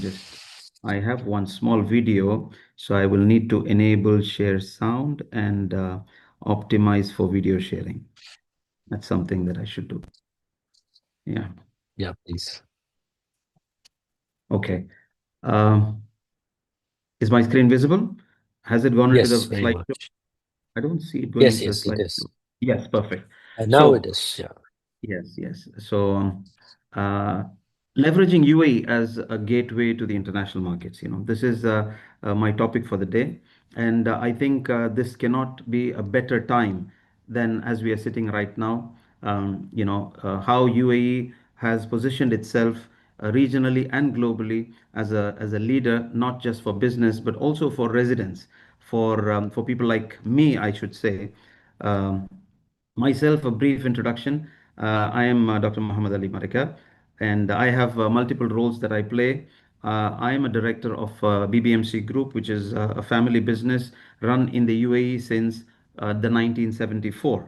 So I have a good standing as a long-term resident in the UAE to speak about UAE and the benefits that we and our family and our investor families have all benefited from this region. I am a co-founder of a couple of companies. I sit as non-executive director. I am a strategy and management advisor as well. I have written quite a few cases, and I have had an opportunity to win an award for one. I have a doctorate in business, family business governance, and a couple of my credentials. The reason I'm sharing all this is I will not be talking about myself at all today. This is the only slide that's about me. So, UAE, a home away from home. So I'm sure there's 81 participants, amongst which I'm confident that more than 80 or 90% are outside UAE. They are predominantly from India, trying to see how UAE could actually be a gateway to the globe. You know, UAE is a small market. We all know the population of UAE is between 10 and 11 million. And but how a 10 to 11 million country is able to achieve what the regional and a global hub brand as it is, and this doesn't happen just by branding, it's actually by deliveries, and it's been over the last 5 decades of this country that UAE has positioned it one stone at a time, and they did not leave any stone unturned to reach to where they are today. And from what we see, and I would agree with Dr. Gaudaman as well, that this is just the beginning of an expansion that UAE is going to have in the coming decades. Before I start, I would like to reiterate our President, His Highness Sheikh Mohammed bin Zayed Al Nahyan, in saying that, and this is where we get to see this a lot now all across UAE's, highways and billboards, that everyone is an Emirati. You know, earlier we used to feel, okay, citizenship is related to being in a country and having their passports, but sometimes some countries deliver more than what we could get by having a passport. And I think as residents of UAE, we can all agree, especially I would appreciate if there are a couple of residents who could react to this. Residents, I'm only asking the residents because you know about UAE more than the ones who are not resident, right? So maybe a wave or a thumbs up would be a good reaction. There is a reaction. So how many of your residents can I see some thumbs ups, or in the comment section you could say yes, just to keep it a little bit interactive. I'm not seeing any. So first of all, am I audible? Very much. Thank you, Prachi. I think there's one hands raised. So we all who have lived in UAE for all these years, I'm sure many of us would have lived for at least a decade or more, and this country has evolved. This country is, one second, what's wrong? Yeah. And this is our Vice President, the ruler of Dubai, Mohammed bin Rashid Al Maktoum, His Highness. He says opportunities are made, a visionary leader. He says that opportunities are made, they do not just lie around. You have to go and grab them. You know, opportunities don't come to you. And it's around, but there is a red car theory that we all know. If you drive, you won't see any red cars. But the moment you want to look out for a red car, every red car that is there, and if you get compensated for every red card that you see, then you will not only just wait for a red card to come, but you will also go looking out for red cards. So opportunities and chances, they say luck is preparedness, and an opportunity colliding is what luck is all about. So opportunities are always there. And it's about us how prepared we are as business entrepreneurs, startup founders, and maybe very successful business entrepreneurs in India looking for an expansion into the GCC via UAE. For all of us, it's this quote makes absolute sense because opportunities are something that we have to go and make it. Now, why UAE? This is what I picked this up from Dubai Homes for You. This is an Instagram page. That's UAE. 1970. And what year? This is Abu Dhabi, by the way. This is the coastal line of Abu Dhabi. And tell me, in 50 years, life passes, 50 years, we probably just try to build a business, try to build career, wealth, etc. But to transform a country that was absolutely deprived of every single resource that was, let's compare it for India, for instance, every single resource that we take it for granted in India, let it be water, fresh air, soil, agriculture, nothing UAE had. Just think about it. I'm just taking you back a 50 year, just take your minds back 50 years when there was no, massive expansion in terms of electricity grids, etc. So there was not even electricity. I was even told by my father arrived here 1974. So when he was here, lucky to have electricity, but people who arrived in the 60s and 50s, they said there was no electricity, and even to get fresh drinking water was a struggle. Now, fast forward 50 years. Today we are sitting UAE as one of the fastest growing economies in the world, and we are regional and a global hub. Our position, our strategic location is, as they call it, the Middle East. We are the middle of across the globe, 8 to 10 hour flight, and pretty much you're in any major city of the world. We've got direct flight operations. Back in the 90s, when I was going to the US, I used to change 3 flights. Now there's a single flight that you can take from Abu Dhabi, Dubai. By the way, Abu Dhabi has pre-immigration clearance to the US, so you can fly into US and walk as if it's a domestic airport for you. So a lot of things have happened in the last 50 years. And from where? From a country that was deprived of everything. Think about it. This is a very famous building that we all know who lives in the UAE. This is in Dubai. This Toyota building has been there since the, I think, late 70s, if I'm not wrong. And it's still there. It's been preserved to show the comparison between what Dubai was in the 1980s, not too long ago, probably many of us were going to school, many of us were born, but in this span, Dubai has positioned itself as a tourism hub, a tourist destination, So some of the highlights that I would like to share with which I think Dr. Gaudaman was mentioning in the morning, was the location, you know. And we are like not only the gateway into the GCC, we are also a gateway into Africa. And as we all know, Africa is a booming continent, untouched, untapped, especially many. And we have absolutely fantastic, re-export positioning, especially with DP World. They've got many ports. They've got hubs across many ports in the African continent where you could store in those ports just like you're storing in Dubai. So, and then the global market. You have 2 billion consumers across this region, right? You're talking about Africa and the Middle East. As discussed earlier, a lot of business-friendly policies. This country, you can sit at your home and the convenience and open a bank account. You can open a license in a free zone sitting at the convenience of your home. And it's a very well connected. I always say that leaders don't work, they network. And the best place right now in this decade is Dubai and UAE and Abu Dhabi to actually network with the global leaders. Next week, we're going to be having Make It in the Emirates forum. This is something very big where a lot of international speakers and dignitaries are coming to Abu Dhabi. Will be speaking in that forum in Abu Dhabi. We also have the Middle East Economy Summit. Again, another platform. And you would be surprised. Many of these platforms are free to register and free to enter. That's the kind of opportunity that you as business leaders have in the United Arab Emirates. It's not, the bureaucracy is removed.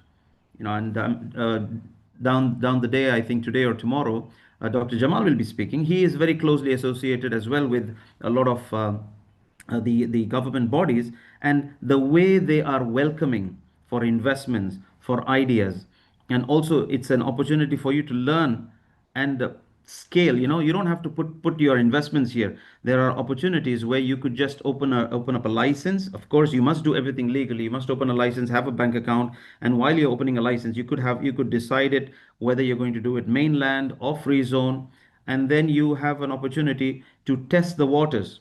This is one of the best countries where you can do your POC, proof of concept.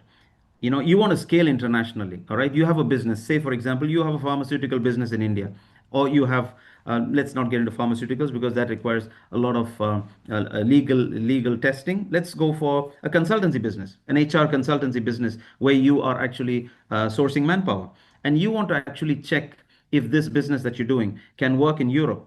Can it work in North America, Canada? There's a lot of manpower requirement in Canada.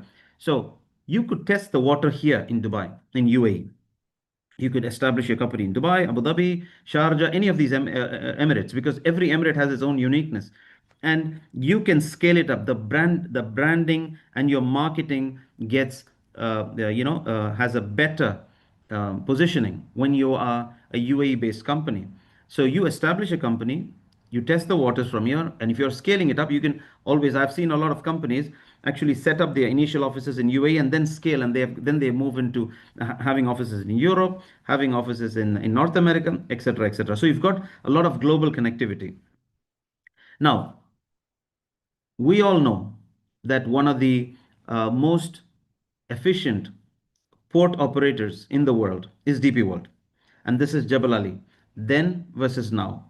Look at the massive, and I think this Jebel Ali is an older picture, the one that is on the now section. So UAE has positioned itself as we speak right now. There's a lot of investment going into the infrastructure in Fujairah, which is the port that is not within the strait but outside the strait. So when it comes to re-export, when it comes to material movement, they've got Etihad Rail in place. So even though we unfortunately live in a time when we are exposed to uncertainties that are not in our control, but even during this time, as someone in the business community, and I'm sure a lot of my fellow speakers who are running businesses will agree that there was absolutely uh, close to none disruption when it comes to running our businesses. Yes, volumes did have as an impact. That's part of the macroeconomics. But businesses were running.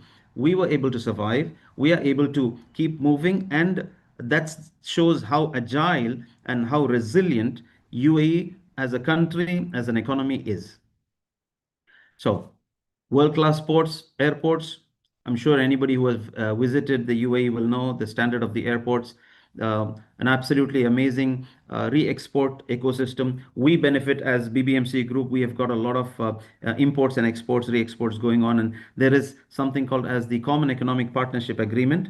This is the CEPA agreement, which UAE has with many countries. India is one of them, where we could import at zero customs and export to them at zero customs. So there's a free trade between these countries, and Indonesia, Malaysia, many countries. So this is something that UAE has always been a pioneer in initiating and implementing.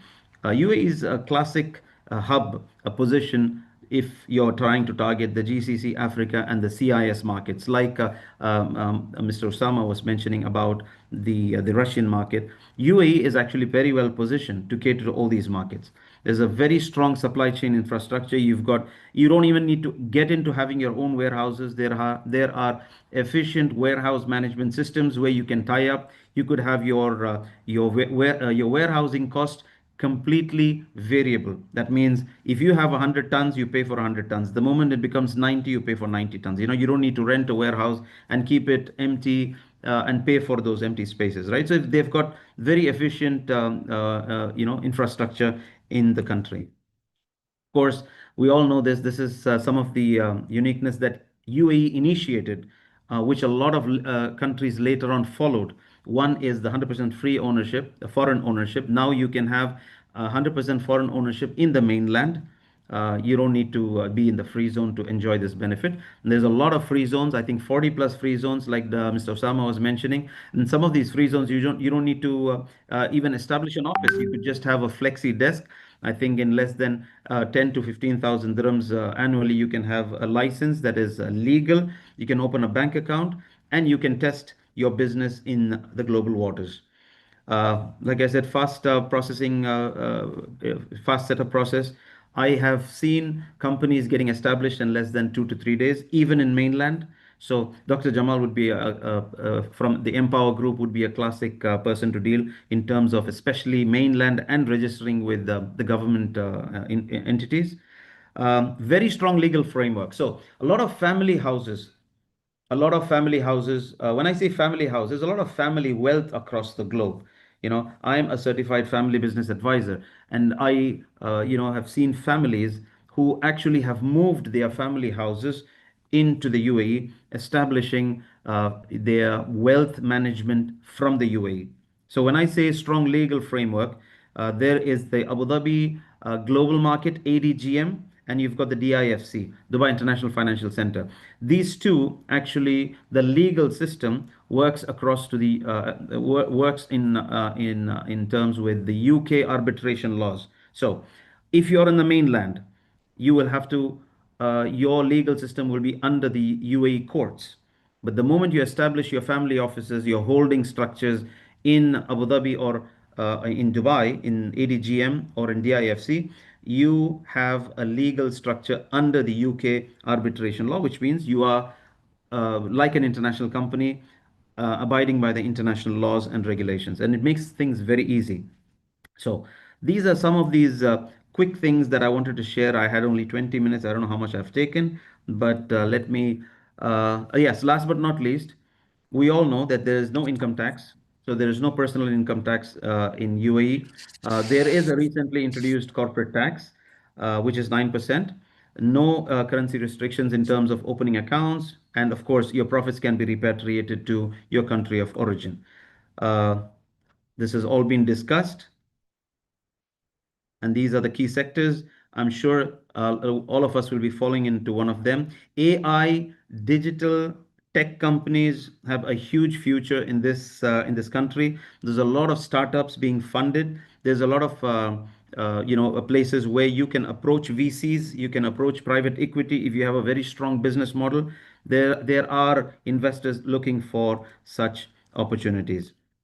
I wanted to play this one small video of His Highness our President. This was a video, and the reason I want to share this was a video that he actually spoke to the audience from his home during COVID, and I think it very much relates to us today. I think that's the reason I would like to share this video, and I'm coming to the closing of my speech. أنا سمعت كثير من المقيمين في السوشيال ميديا يغنون النشيد الوطني، وأريد أعترف لجميع المشاهدين والله يا أهلي أني لما سمعتكم تغنون النشيد الوطني الإماراتي دمعة عيني نزلت. الله يحفظكم ويحفظ البلاد اللي أنتم فيها، اللي أنتم مخلصين مثل أهلها إلها، وإن شاء الله نعدي هذه المرحلة بكم سالمين غانمين موفقين من رب المولى. This is a video that touches me, moves me, and I'm sure a lot of the residents have seen this video. His Highness himself has addressed this at that time during COVID, and it's very relevant for all of us today in this country. And أنا سمعت. I'm just trying to go to the next slide. Next. And the last slide of our beloved, the founding father of, we used to call him Baba Zaid. I was, fortunate enough to have an interaction with, not interaction, of course, he was present when I could see him face to face. One of the greatest leader of our time, His Highness Sheikh Zayed bin Sultan Al Nahyan, the founding father. And I like this quote of his, which I would like to close my session today with, by saying that he who does not know his past cannot make the best of his present and future, for it is from the past that we learn. And I think this is one of the best visionary countries that anyone can be a part of. if they want to move into the future with a strong understanding of their past, traits and ethics. And that's it from my side. And this is, if anybody would like to get in touch with me, that's my WhatsApp. Please don't call because it's a WhatsApp number that I use, and that's my LinkedIn profile. If you would like to connect with me, please connect with me. And anyone would like to establish their businesses here. I'm not a legal advisor, but with my expertise and experience, I can advise you. Like I said, I am a startup advisor, a non-executive advisor. I can help you in your strategy, in establishing your long-term vision. Like yesterday, we had a speaker talk about vision. That's one of my specialty, where we can work on vision of your company, etc., etc. And with that, I would like to stop my slide share. Dr. Oh, Gautam, if anybody would like to ask me yeah. any questions, please. Yes, thank you so much. Thank you so much. It was super clear and straight, and a lot of insights, which I missed to cover. This morning you covered up. That's I did not amazing. Yeah. speak. I did not interrupt. Go back to Yeah. what you said. So I Yeah, focused on yeah. my I saw end. that you're skipping. Amazing. We really value that. We respect a lot. So it's a lot of learning for all of us today. Anyone have any questions? Please go ahead. Anyone have any questions? Please raise up your hands for Dr. Mohammed Ali. Yeah, so we don't see any hands. Yeah. Okay, so thank you so much, sir. Thank you Thank you. very Thanks much. for your time. Thank Yeah. you for Sibec and Mr. Rabiq for this opportunity. Thank you very much. Thank you, sir. Thank you, sir. Thank you. Assalamu alaikum. Yeah, Alaikum before we salam. could go to the next, yeah, speaker, may I have the video?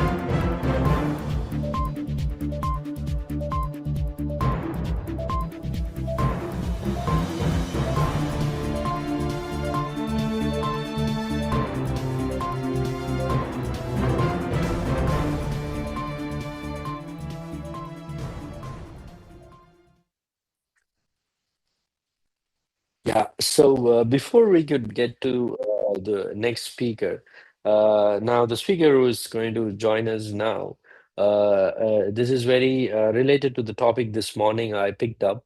I picked up about three topics. One is about logistic, another one was real estate, another one is technology.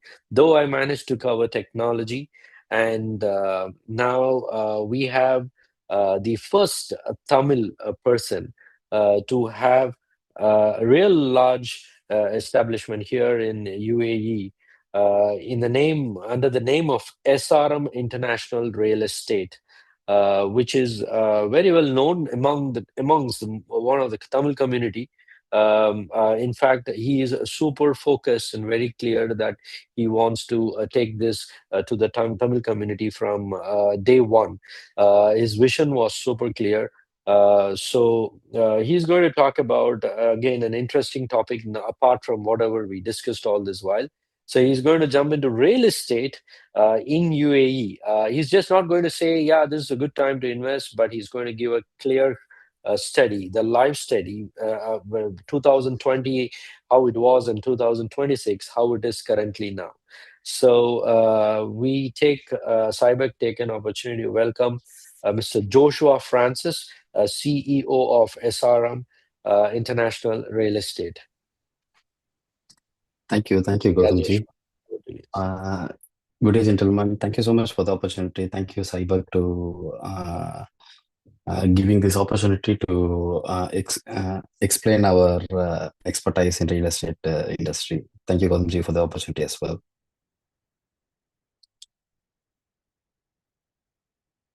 I would like to share a screen. 1 second.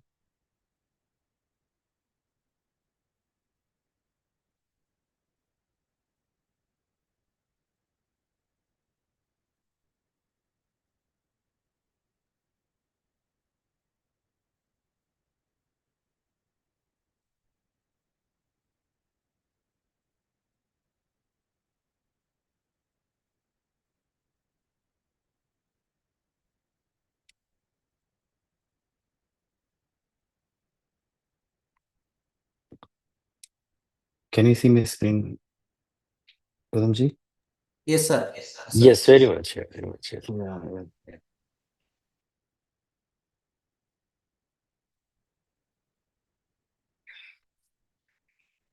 One second.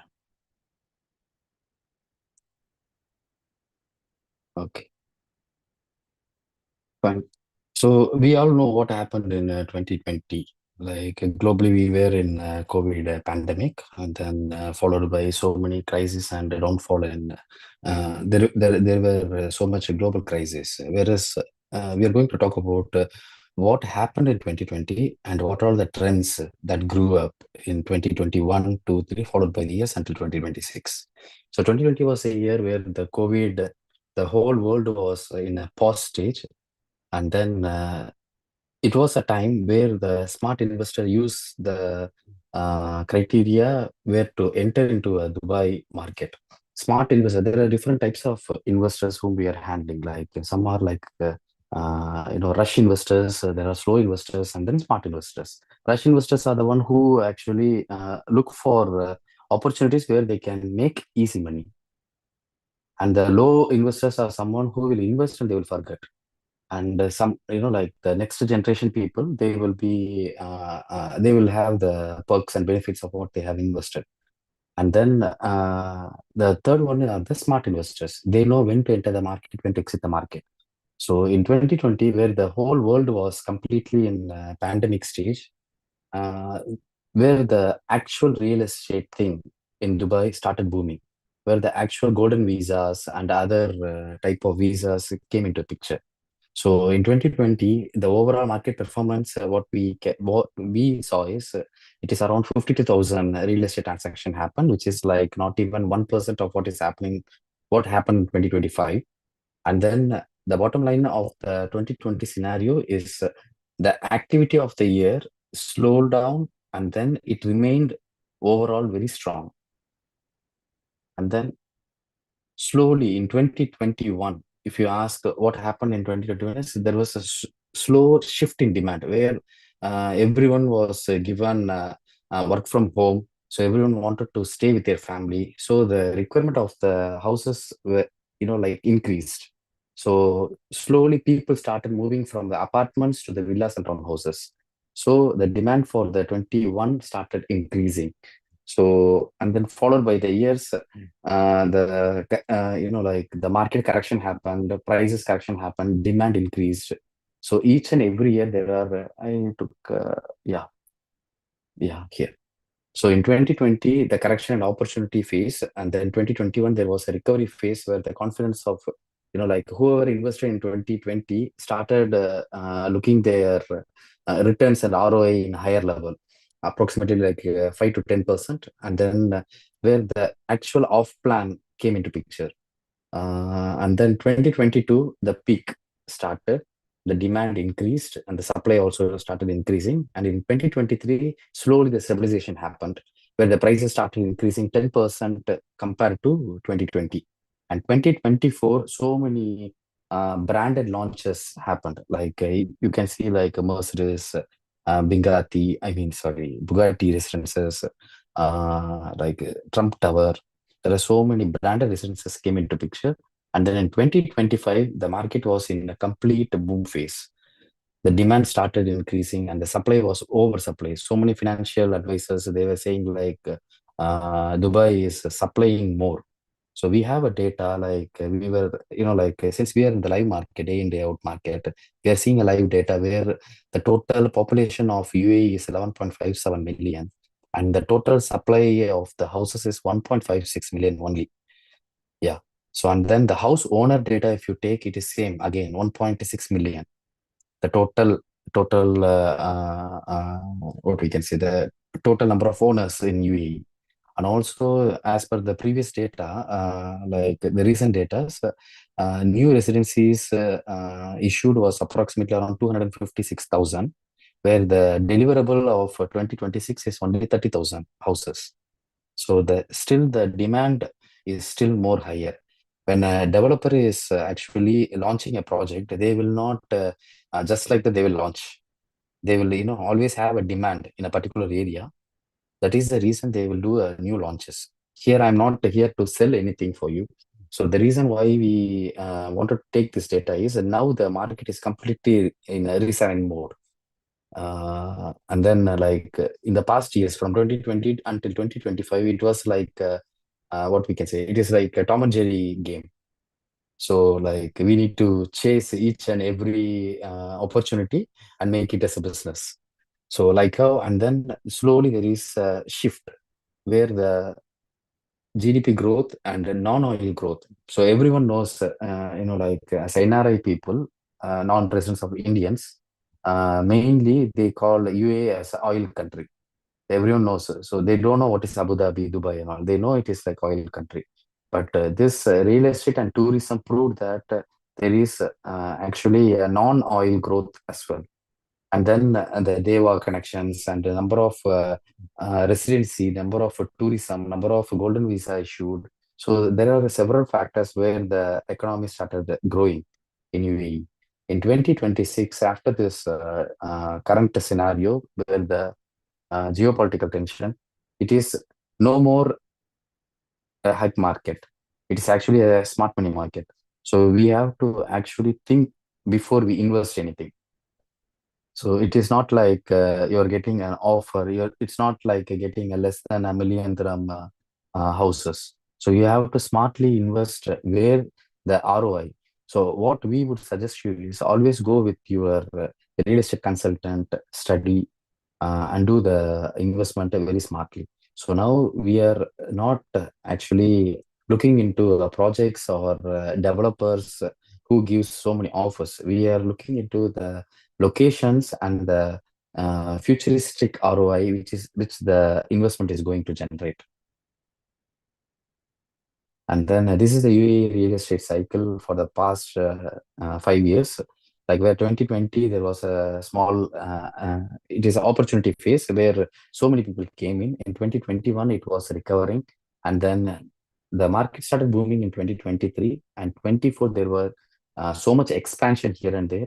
And then 2025, it was like a maturity level. Now in 2026, we are going again back to 23, where the stabilization is happening. There is no more false or fake promises where so many people, I have seen so many people or so many realtors giving fake numbers saying like you will get a 40% appreciation, 50% appreciation, or double the amount. This is no more.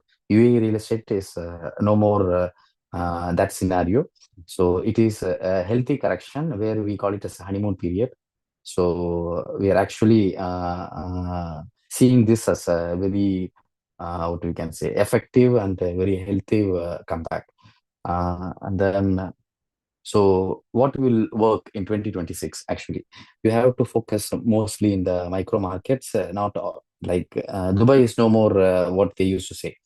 Now you have to actually concentrate in most of the other than Dubai areas where they are giving opportunity like Ras Al Khaimah, Sharjah, Abu Dhabi.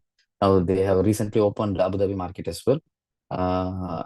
Like so instead of investing in Dubai, you can have a thought to diversify your investment like here and there. So you can use this as an entry level opportunity where we are again back in 2023. So this is gonna be one of our golden opportunity to enter into the market.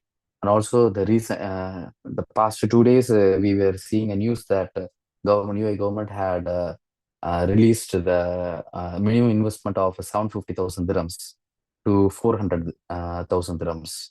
So people like small scale investors are using this as an opportunity to invest more in UAE real estate market. So what are the things that we have to avoid is no more branded things, like people are giving more money for the brands.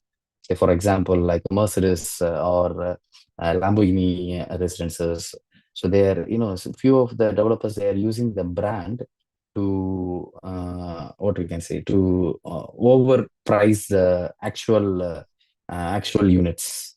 So it is always advisable to take a real estate consultant support before you go and see if you are planning to invest. everyone is doing their homework, where you are checking the Google and ChatGPT things. Where we are in the real market, if you're taking our advice, so we can give you the actual advices. So as a consultant, we will give the options like based on the financial strength of each and every client. So 2026 is a year where we are actually seeing the 10x growth stronger than what we were. And then the final reality check is like the globe, the market, how it's going to reboom is like due to the global shocks and oversupply corrections, economic tightening.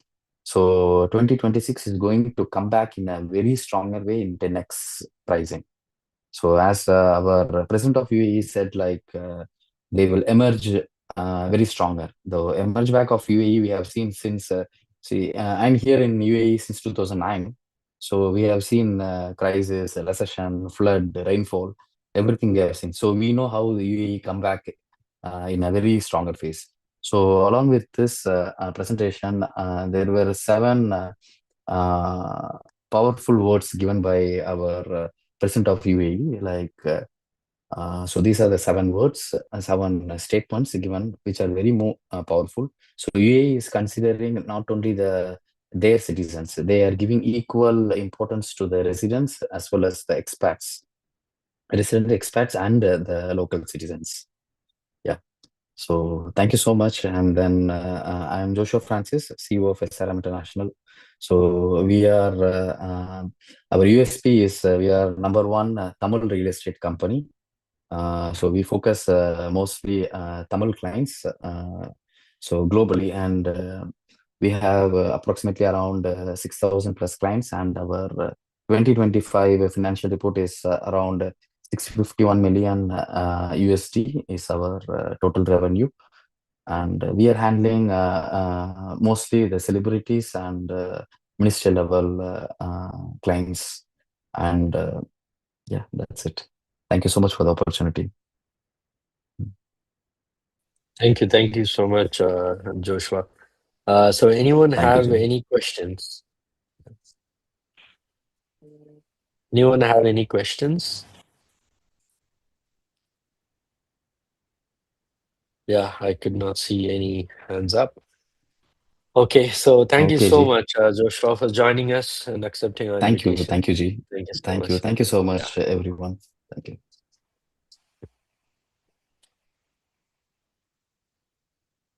Oh, Dr. Bhaskaran, you have a question? Yes, sir. Yes, sir. Yes, doctor. Yeah, Joshua is there with us. Yeah, you can ask. Yes, sir. Sir, I'm Dr. Bhaskaran, Joint Director from Industries Department, Government of Tamil Nadu. Vanakkam, sir, we are planning to come to JITEX, sir, December with so many entrepreneurs, MSMEs and all. So for that, we are having funding and all. I heard that Dubai Industrial Estate have some land and all for MSMEs. So like shed or any land is available, whom we have to contact. So if you want to do business, we need land. So first we want to set up a startup office. For that, we need land to buy. And then more MSMEs, they want to set their plant there. For that, they need land. Any industrial estate, Tamil Nadu, we have 135 industrial estate.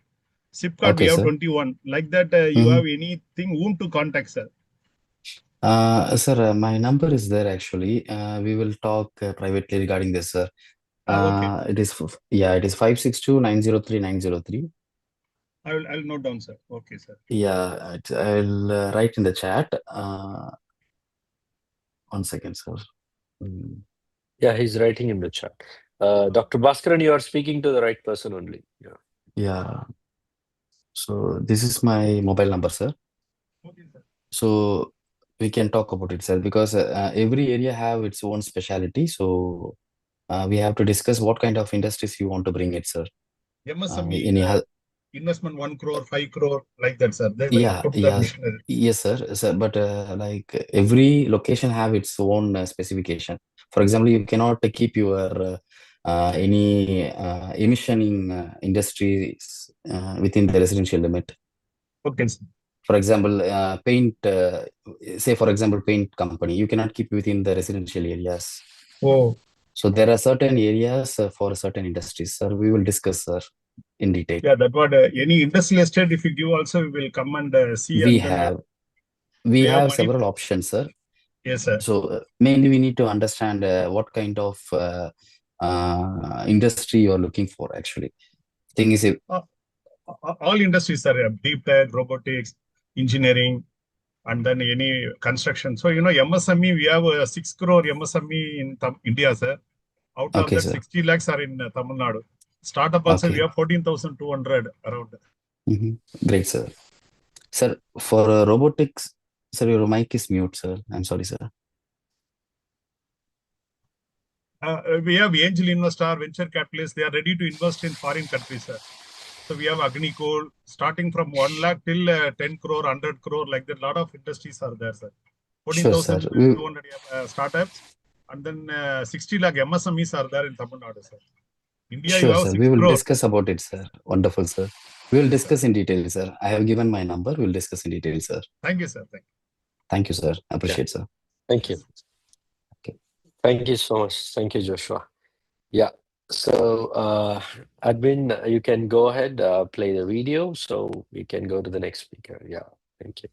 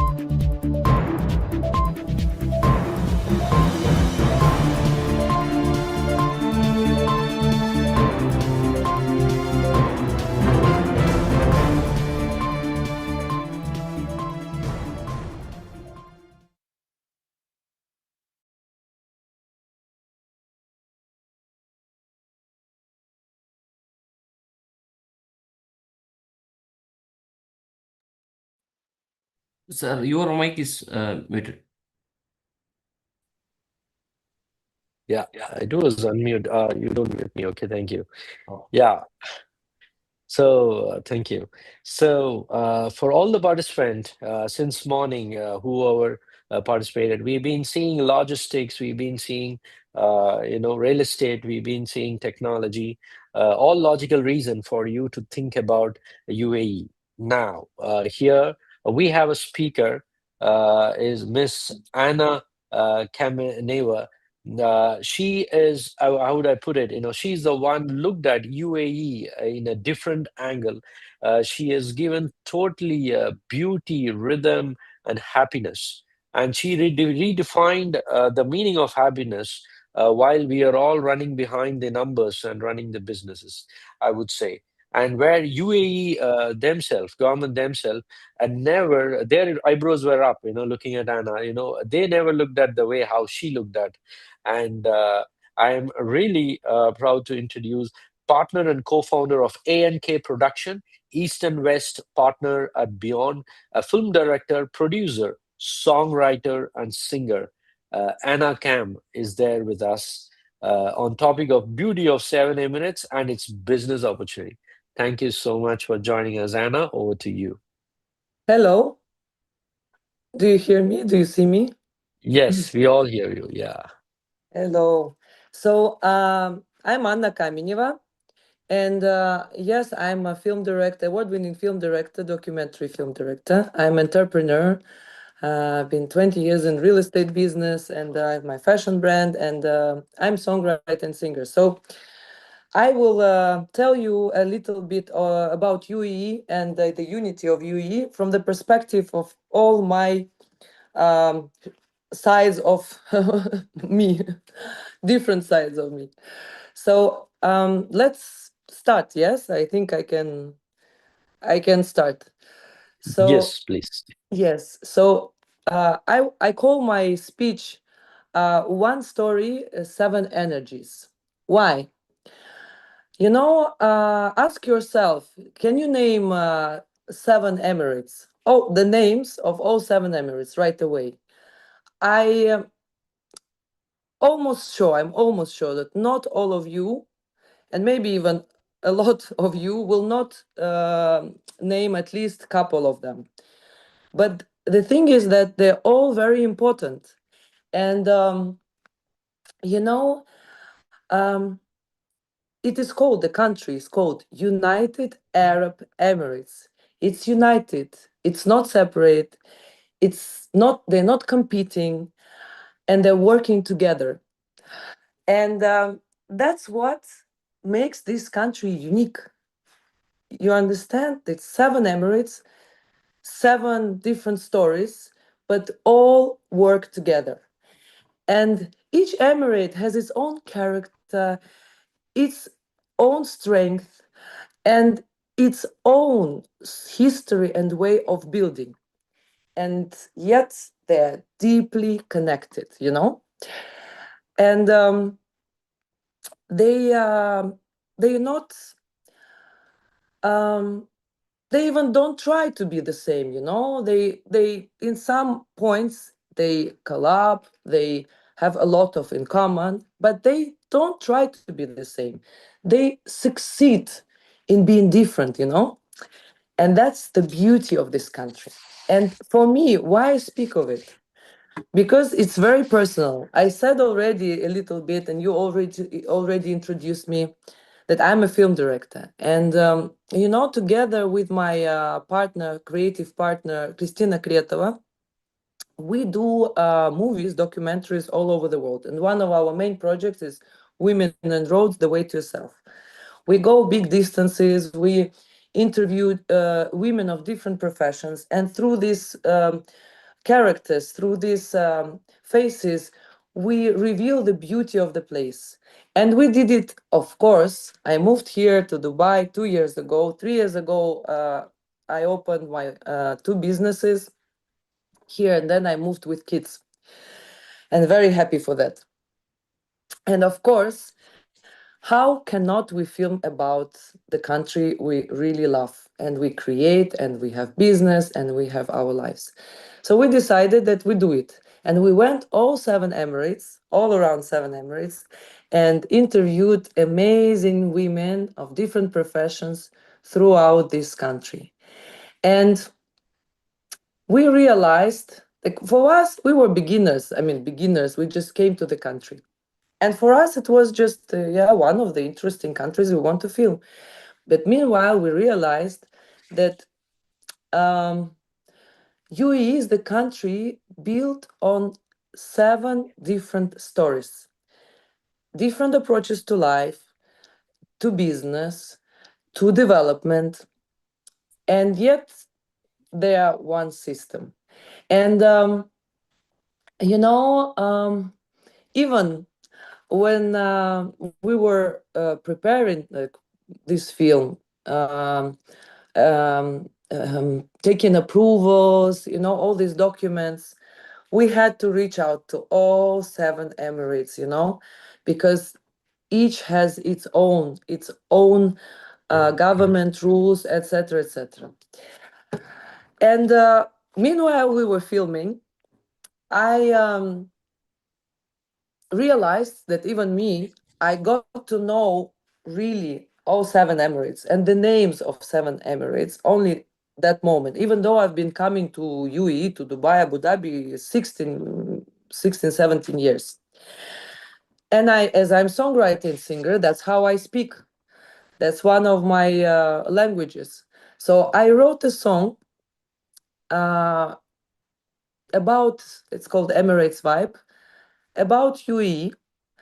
And because through music, you can learn easily things.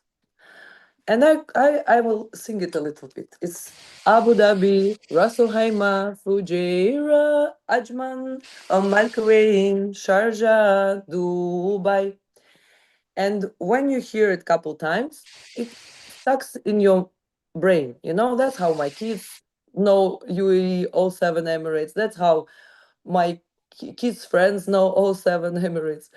So, you know, it's a way of understanding that this is big country and each emirate is special. Why it matters? Why I'm speaking about it? Because I'm sure you agree with me.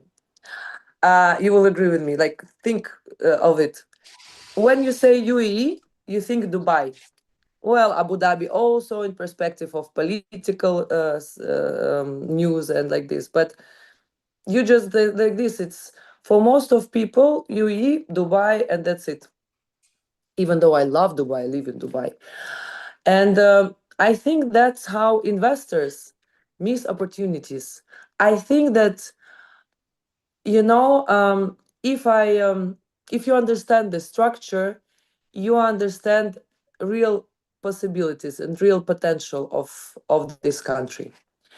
So now I will go a little bit deeper, and I'll speak of each emirate from the perspective. Of course, I'm not a professional economist. My degrees are philology and second is law. My background is real estate business, but through perspective of me as a businesswoman, investor, creator, I want to really share with you what I came to. So let's start. Abu Dhabi. Abu Dhabi is the foundation.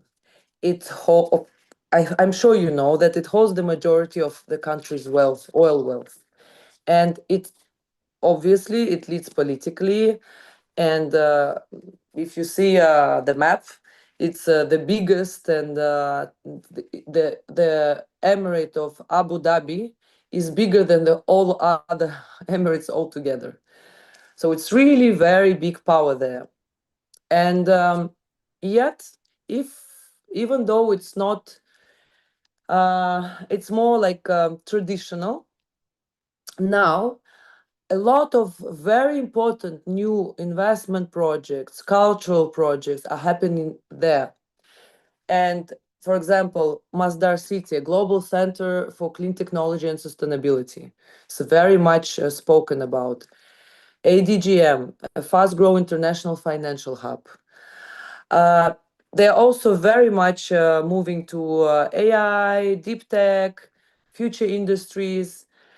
But for me, and I always tell my investors for real estate, if you ask me, not like a very, but I will say that in some parts of Abu Dhabi, it's also fast, you earn very fast. But is about long-term capital stability, you know, serious scales. So this is what Abu Dhabi. And by the way, in terms of real estate, I noticed that recently, maybe 2-3 years ago, it's a new trend. Even newcomers, those who are not locals, not even Arabs, now, but very high-end how do you say, business people, they prefer to buy now, to invest now in Abu Dhabi and live there because it's more calm. It's like Dubai 10 years ago, I would say, for the atmosphere. Dubai, I'll speak of Dubai, where I live, the city I truly, truly, deeply love and enjoy because of its possibility to have all of us from different nations, different religions, different backgrounds, different mentality, all together, collaborating, networking, creating. It's something for me which is the most beautiful that humanity can have. It sounds pathetic, but it's true. It's this is an example of how it can be. No passport judges, no race judges. You know, it's something which lets you feel more free to network and communicate. Feel free, really free. And Dubai is a speed, is obviously is a visibility in the world. It's like a PR hub of the country. It's global access, and it built itself as a place as a world meets. And for example, you have DIFC, one of leading financial centers in the region. You have it, and even for example, is like my personal examples when I have new contracts and I have a possibility to put my conditions. I put place for, how do you say it? I'm sorry, my English sometimes, where you can the court, the court questions in the IFC, and you can even not being there, you can choose the IFC for your conflicts. I mean, everything possible. We're all business people. We have to think in advance. So it's very important because the IFC is a Anglo-Saxon law. It's very I don't know, stable and understandable. So this is one thing. It's just my tip for you.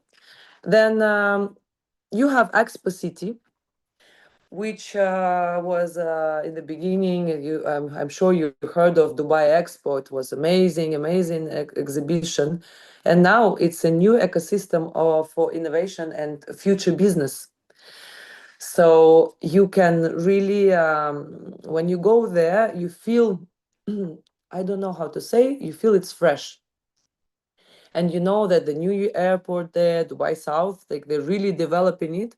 And when I speak to my real estate investors, I say in terms of good perspective, it's a good place to invest in Dubai South because it was clearly shown by government that they want to develop that part, and things growing there. So also another tip of mine.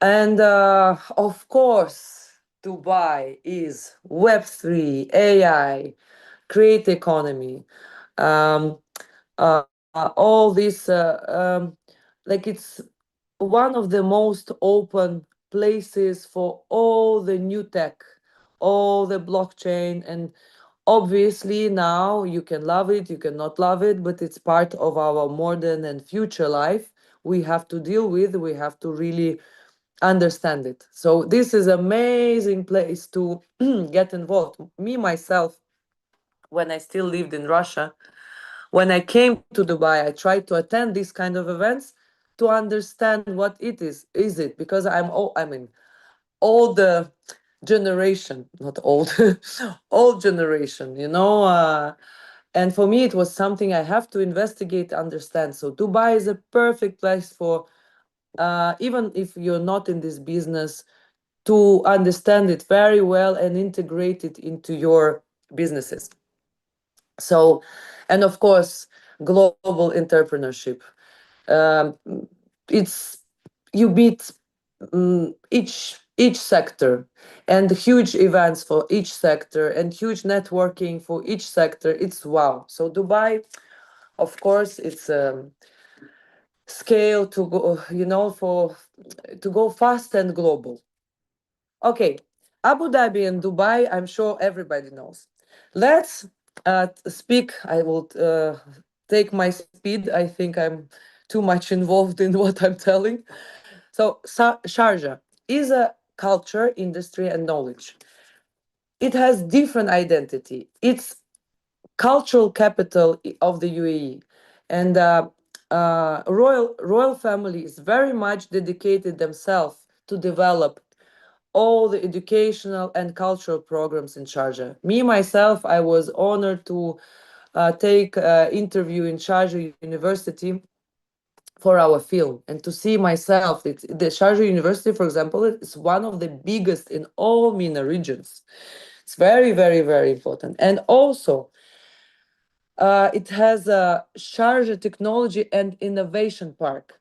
It's something which is also for creation, for education, and for yes, and you have beautiful museums there. You not everybody knows, but it is amazing. So Sharjah is where production meets culture and intellect. Ras Al Khaimah. Ras Al Khaimah is a new growth frontier.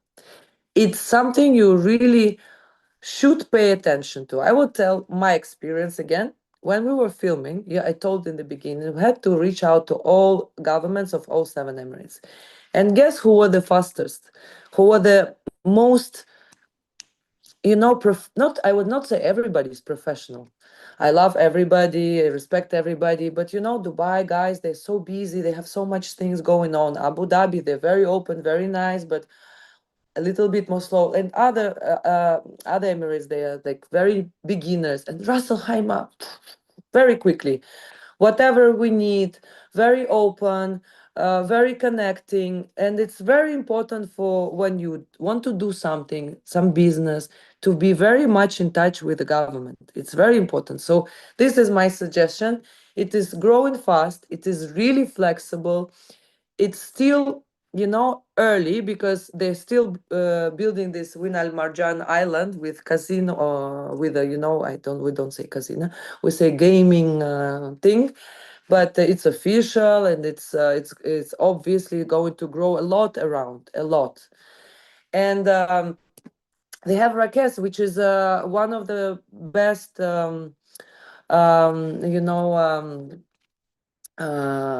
these financial, not financial, business zones in the UAE. They're very open, also they're attracting people. They really work on that. So Ras Al Khaimah is about early entry and high growth potential. And very beautiful nature, by the way, very beautiful. Fujairah. Fujairah is it's a strategic geography because Fujairah is the only emirate on the other side, on the Indian Ocean. So it has a huge port, maybe one of the world's key oil storage and shipping hubs, and allows energy and trade routes to bypass the Strait of Hormuz, which is now important part as well. And besides that, Fujairah has beautiful sea. It has turtles. It has fishes. It's a little bit colder, so it's nice also from just personal advice. You can travel. Very nice to see. But Fujairah is very important strategic logistic and energy and global trade positioning. We have Ajman. Ajman is smaller, but very practical. And Ajman is, I think it's the cheapest to open business there in the Ajman free zone. If not the cheapest, but one of the cheapest. So if you want to do something fast, you don't need this like a Dubai company like this. UAE doesn't matter where, it's the place. And many entrepreneurs, like many small and medium entrepreneurs, they start their business there, and it's very good. And by the way, Ajman is very also in production, in the how do you say it, in producing. It's it's famous for textile factories, furniture manufacturing. So, for example, me, as I have one of the business, my fashion brand, I'm planning to put some production there as well in Ajman. So Ajman is where business, become easy to operate. Omal Kuwain. Oh, this is, for us, it was the most difficult to film. It's very small, closed, quiet, but it's it's interesting in terms of it's very beautiful nature, and it has a potential for like boutique businesses, for something like it also has free zone. Like I told in the beginning, each emirate has its free zone, so you can really investigate a lot of. It's a big choice here, and so it's Omal Kuwain is good for like some ecotourism projects, for niche projects. And obviously, if you come to live in UAE, you can enjoy traveling there and spend some nice time in really fresh air and like this. So, to finish, what makes UAE truly unique? It is not just that there are 7 Emirates and like this, but how they work together, how they combine each other. This is not competition of them. This is architecture of the country. And I think, I don't know, I hope my speech gave you a little bit of understanding what is UAE. And now when you think of the UAE, you don't just think of the city of Dubai. You think of all these 7 energies, 7 strategies and possibilities, and 7 different ways to build, to grow, and to create. So, yes, and remember my song Abu Dhabi, Ras Al Khaimah, Fujairah, Ajman, Amal Kuwain, Sharjah, Dubai. Thank you so Hi. much. If you have questions. Yeah, so thank you so much, Anna. And anyone have any questions for Anna Camp? Anyone have any questions? Yeah, I can see no hands up. Okay, so great. So thank you so much for taking out your time, weekend, Anna Camp, and accepting our invitation. You have a wonderful weekend. Thank you so much. Yeah. Thank you so much. Yeah, so I may have the video before I could call up the next speaker.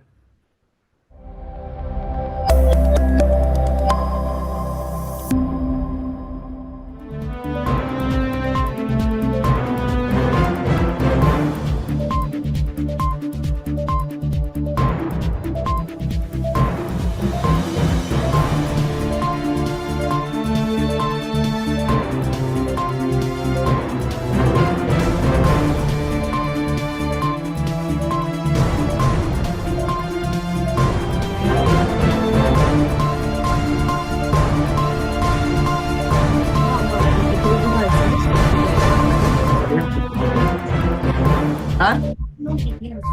Не проблема.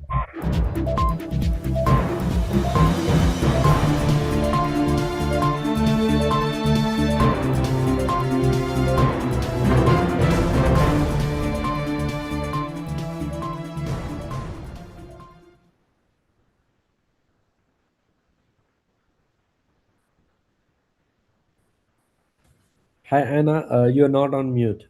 Anna, you're not on mute. Yeah. Okay.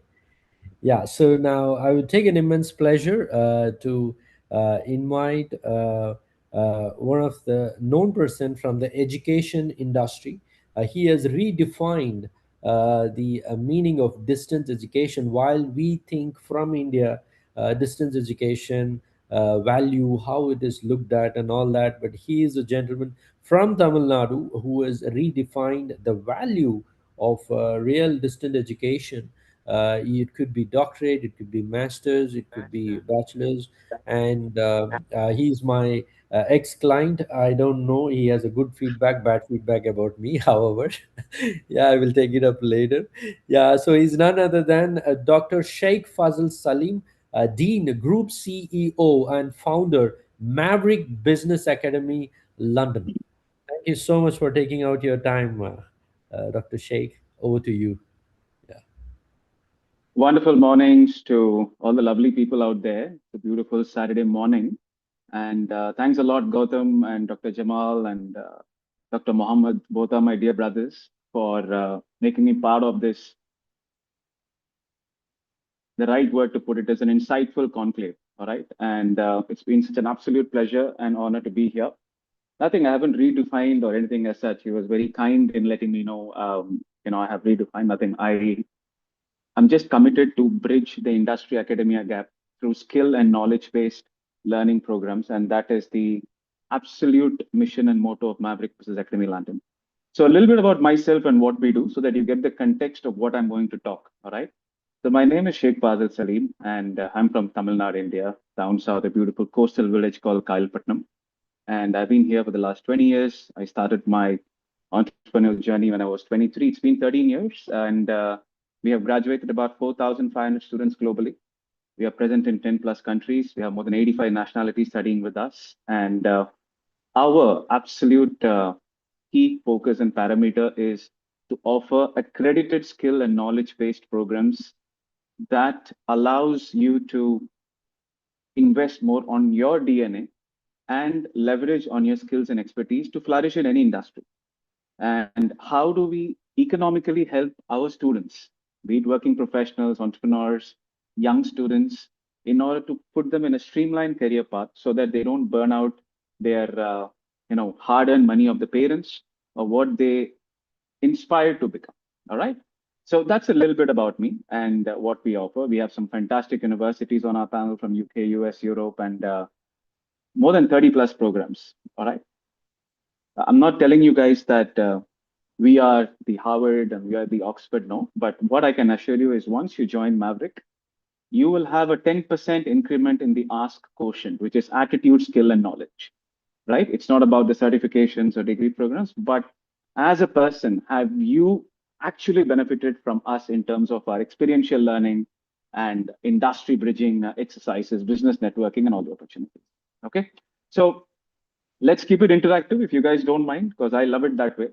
So I don't want to, give you guys all the slides Yes, and yes, that will be really all the nice. knowledge, all the knowledge and the this thing, because you all are much more knowledgeable than me. But I will just tell you guys, 3 to 4 key pointers, and if you have questions, you can ask me then and there itself. I would love to do that. Is that okay, Gautam? Yes, perfectly fine. We are excited. Yeah. Perfect, lovely. So my role today is to give you all an insight about the global education and where it is headed to. Yeah. So as of 2023, 2024, 270 million students are enrolled globally for the higher education program. But the sad part is only 3% have the cross mobility cultural immersion programs or studies in other countries. Now, this could attribute to various reasons, and there has been a decline in students going and studying in US, Europe, UK, Australia, New Zealand due to a lot of bureaucracy and governmental changes and policy changes. Now, this puts up a sheer volume of pressure on students on how do I go about it and what needs to be done. So this is where we came up with a formula where we can integrate the best of both the worlds and make sure the student, for example, I'm sure many of you would be knowing if you have to study in Europe or UK or US or Australia for a 3 years bachelor's, it would cost you a fortune, $80,000 or $100,000, $120,000. I'm being very reasonable and minimalistic. But the same experience bridged in best of both the worlds, through us, we could do it at $30,000 to $40,000 all inclusive. So you will study 1 year with us in Maverick here in Dubai, and we'll place you in either Europe or in Australia or in New Zealand, depending on the pathway programs that you choose. The reason why I'm coming to this is pathway programs are the future. Times and things have gone where everybody wanted to just go into a career-centric discipline or study. Right now, it has to be more on skill, knowledge, and your networks. The ROI is very important. Guys, there is no point where you spend 150,000 dirhams or $150,000, then you go to India or other place and work in a call center for 15,000 rupees or 10,000 dirham. That doesn't make sense. So we allow you to take informed decisions and guide you in such a way that we build that ecosystem robust, right? And make sure that you have access to all the knowledge domain that you would like to understand and involve yourself and make the most of it. This is what we really thrive on. So for instance, let's say we have a young student who's willing to come and understand, okay, how the business of UAE works. How do I do my business here? Or, what do I build something here? We have more than 450 entrepreneurs who are PhD holders and DBA holders from our institution through our partner universities. Each of them come from with a minimum of 30, 40 years experience or 25 plus experience across various industries. For example, Dr. Jamal and Dr. Mohammed, they all are first-gen entrepreneurs who built businesses from the scratch. So like this, we have real life case stories where we apply in our curriculum and pedagogy and make sure you have access to all of them, and then you take an information. This is the one way of doing things in an experiential learning way, and this is what we focus on. Now, coming to the UAE focus, in the last 2 to 3 years, there has been a steady increment of student inflow to this region. Why? Obviously, the visa regulations are pretty straightforward. Yeah, the tuition fee compared to UK or US, maybe it's 15 to 20% less, but the other living costs and everything have gone up, especially with the current geopolitical turmoil. So what should a wise student do? First of all, understand who you are. Take a pause, take a brief. Don't have that herd mentality. My friends told me to do this, I'm going to do this. Some influence.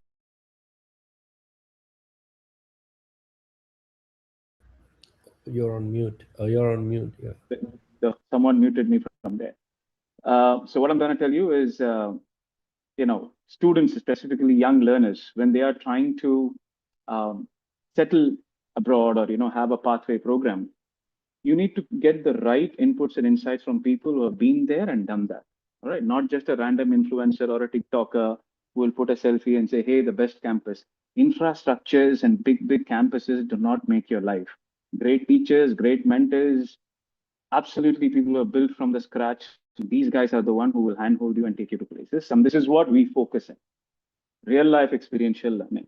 So you need to ask these questions, understand where your financial positions are, and then create a roadmap.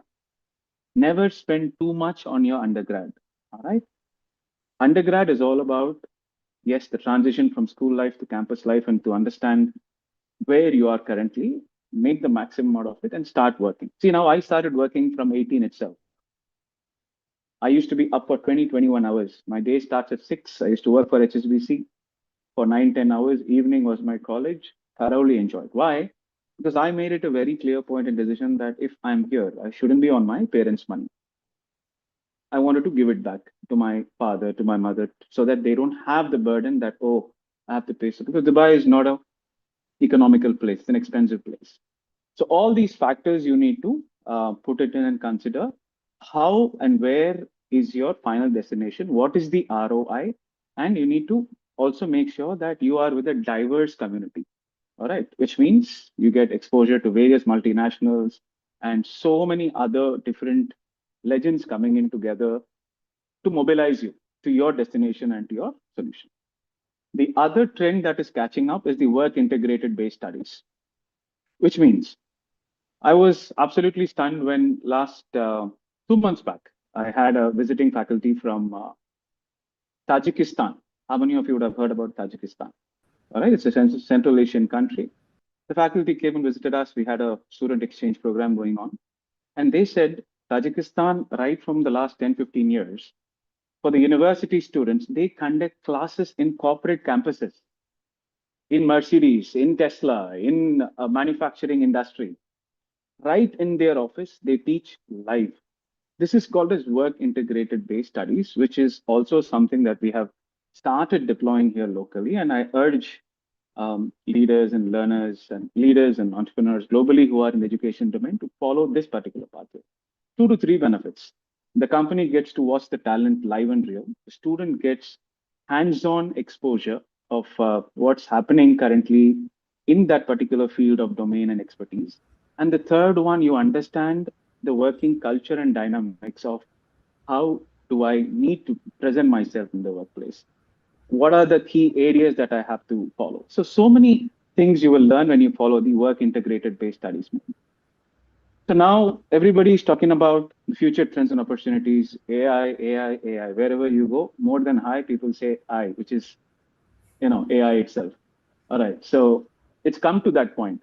So again, do not fall in just because the whole world is saying AI, you can make millions and billions in AI. Yeah, you can, but develop your fundamental and core skills.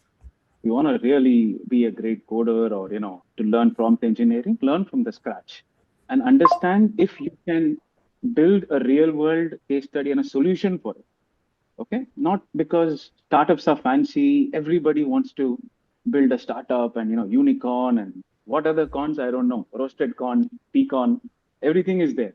But most important part is your startup or is your value proposition is really solving a pertinent issue in the society today. That has to be your focus. So if you can use AI for that to address, that will be fantastic. Now, another future trend that is shaping up is nano credentials and micro credentials. So if you want to be employed in Google, they don't care about your degree or they don't care which university you've come from. Do you have the skill set? Do you have the emotional intelligence? Do you have the drive? Are you reliable?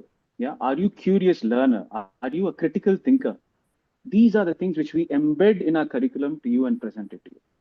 Followed by nano credentials, which you stack up as you study. Could be in project management, could be in AI, could be in, let's say, leadership and management strategy. So there are so many ways to stack up your nano credentials, but more than that, you need to build and develop your character. So the core,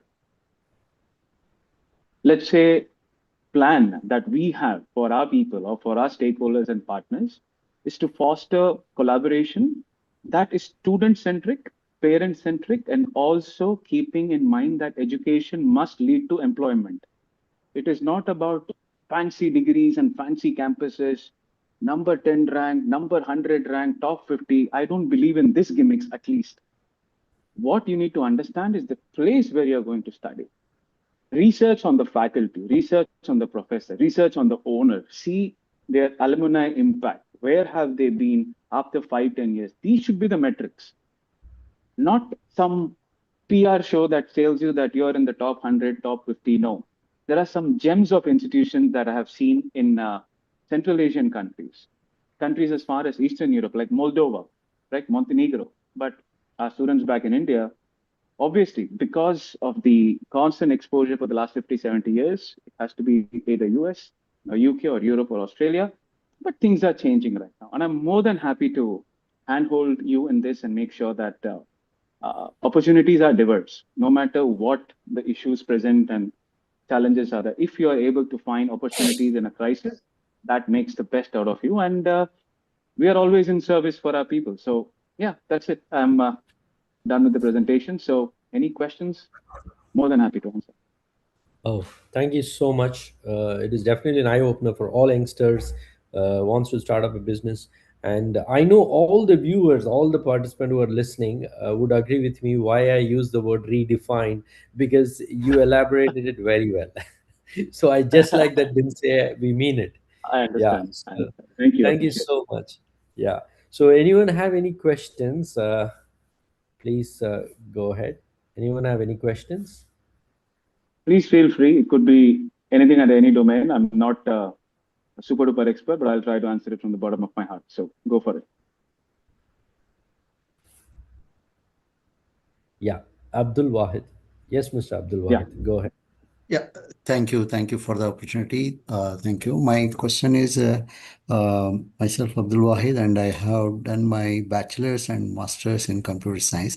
Can you please, Mr. Fazil, guide me to? I want to do PhD program in AI machine learning.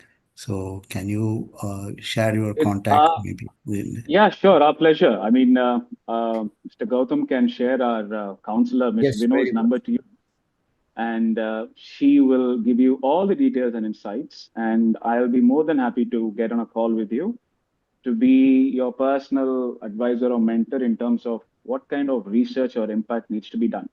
See, just a quick tip. Before doing a PhD or a research, again, you need to question what imminent change are you trying to build through your research?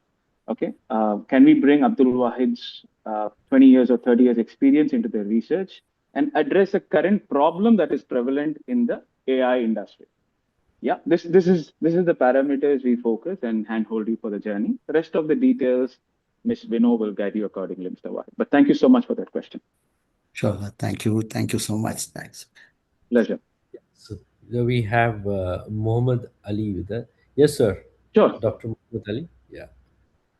Assalamu alaikum, Dr. Fazil. How are you? Thank you for the Walaikum wonderful salam, sir. presentation. Yeah.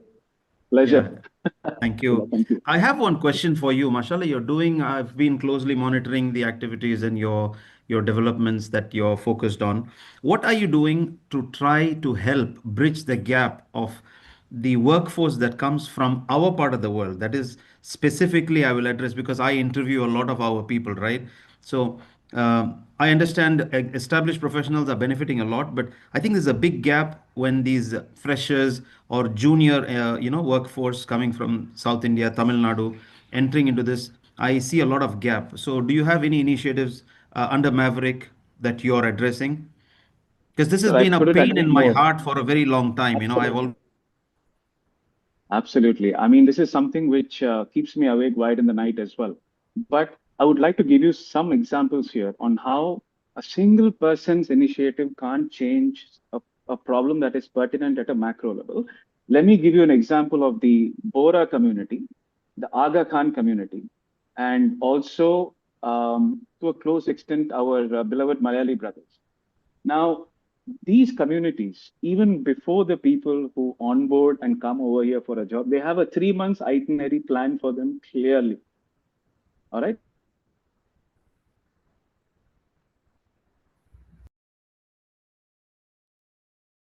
Okay. Admin, can you please Yeah. check? Yeah, Yeah. I have unmuted myself. So they have a clear 3 months itinerary as to where these people come from, who do they have to stay with, which all companies they have to visit, where is the mentoring that needs to happen, and also counseling. This I have seen on a hands-on basis with these communities. Now, where we could help or play an integral role is to give our people, skill-based development workshops. It could be on communication, interpersonal skills, and public speaking. And they don't have to be experts in all that. We just have to work on their mindset to nudge their confidence. All right. When you go to an interview, how do you present yourself? The body language, the eye-to-eye contact, the confidence you have. Elame basics. Sorry, I used Tamil because we have our people here. So in this we do it with our people from Kayalpatnam, Tirunelveli, and Nella because we meet every 3 to 4 months. So I'm more than happy to extend it to all our other students who are coming here. But if we need to have a clear arc, we need to understand, have the data point. Where are the students coming from? Which industry? What are they trying to do here? If we build that, then it becomes a system. Otherwise, it will just become a one-time exercise, and after that, it.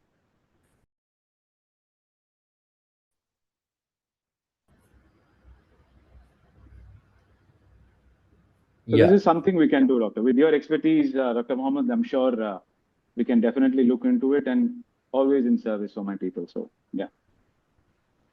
Any other questions? Great.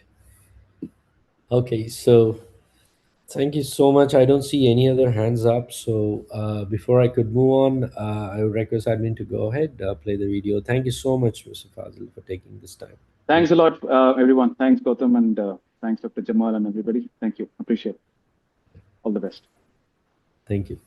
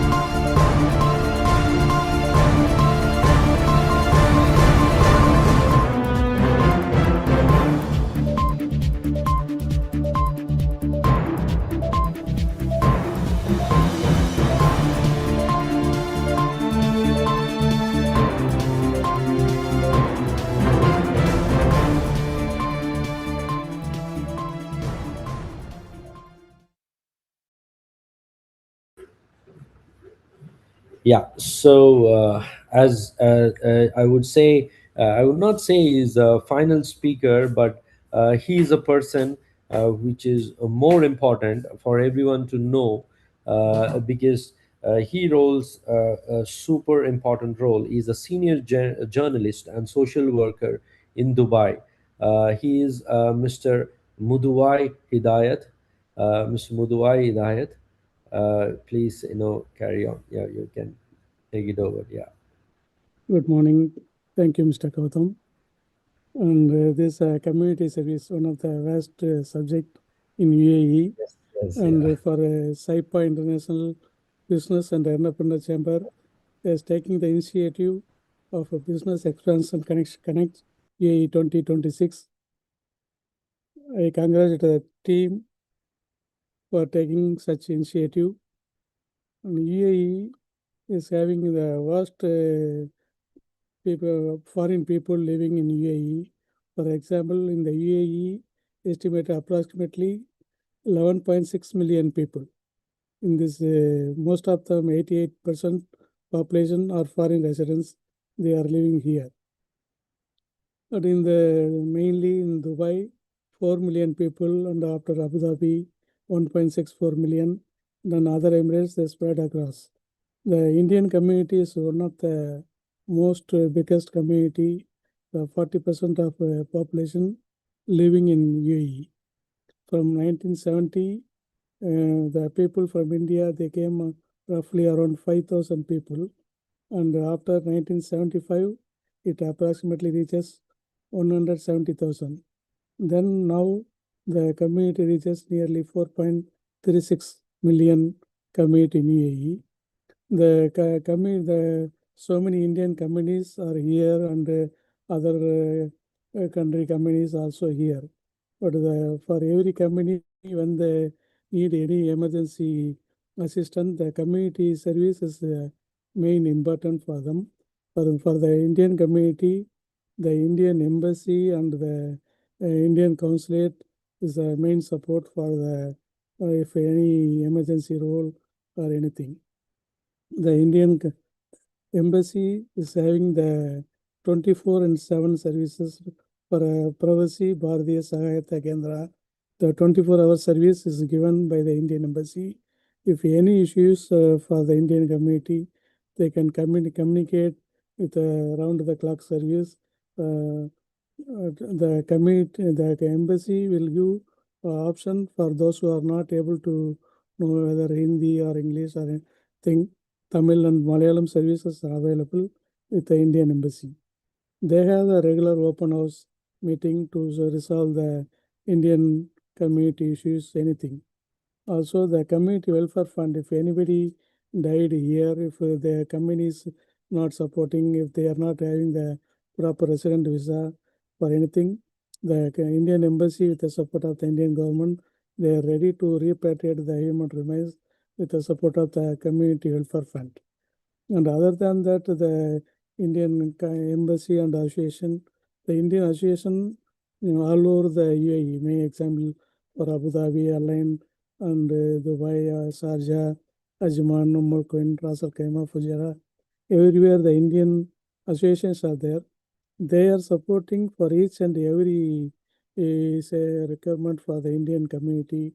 For example, the people living in Fujairah or Ruwais, if they are not able to reach the Indian embassy, the associations are the supporting them by getting the request and to approach the embassy or the consulate to complete their process. So like that, apart from that, the associations are conducting the monthly camp if they want any Indian embassy or community services. So like that, apart from the Indian embassy and other than that, the Tamil Nadu government has given the non-resident Tamilian for the special service to the those who are living abroad, especially in UAE. The non-resident Tamilian, the NRT department is giving the membership. They are asking to approach to benefit the service. They are asking the membership services, and they are giving through the membership services. The various insurance schemes and welfare activities the government is giving. So the community service is wide open to everyone.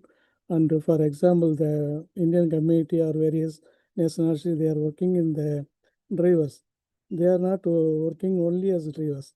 If any passenger leaving their things in the taxi or anything, if valuable things, they are handovering the things to the authority, and immediately the authority try to contact the owner of the valuables and hand over the things. So the things, those who are given the valuables, the authorities immediately honoring them by giving the certificate and other gift to them. So this is encouraging the community members to do the community services. And apart from that, yesterday the thing happened. One of the driver is driving the public bus in the road. He has seen one of the blind man trying to cross the road, but immediately he stopped the bus suddenly, and he came out from the bus and trying to cross the road for the blind man. This has been now the video and the photos are going viral in the social media. The last few days back, one of the the mountain hiker, has gone to the Rasakema mountain, and suddenly she was fell down. The other guy from India, he has taken the lady from the mountain to down to the hospital. He has taken for 3 hours to save her life. Like this, not only the government or the embassy or anything, every individual is doing the community services. For that, the government is honoring and giving the golden visa for the 10 years golden visa to honoring them.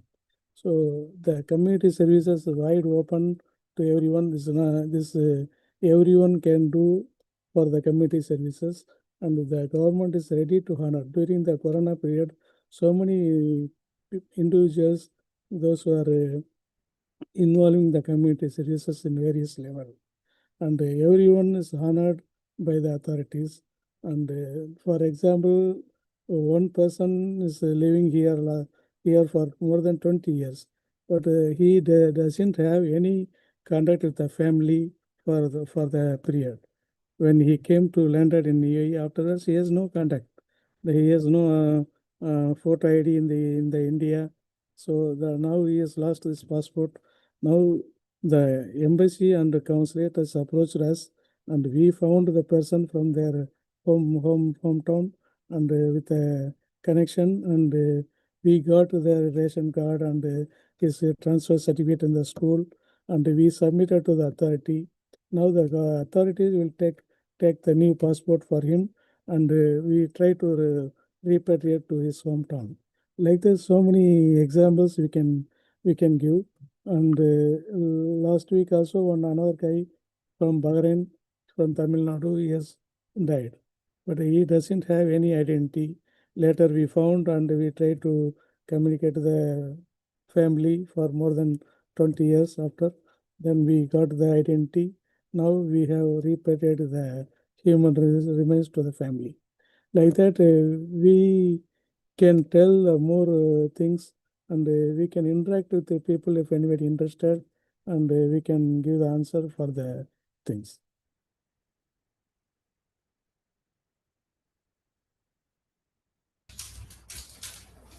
Oh, thank you so much, sir. Thank you for participating and taking out time. It is very, very important, and you are very much aligned with Sibec vision, I would say. So, once again, thank you. Thank you so Thank much. you. Thank And you, sir. I have seen you, I met you in TIPA. Yeah. I don't know if you remember me. Thank you. Yeah, Thank you. you're doing great Thank you, job, sir. sir. Thank you, sir. Thank you.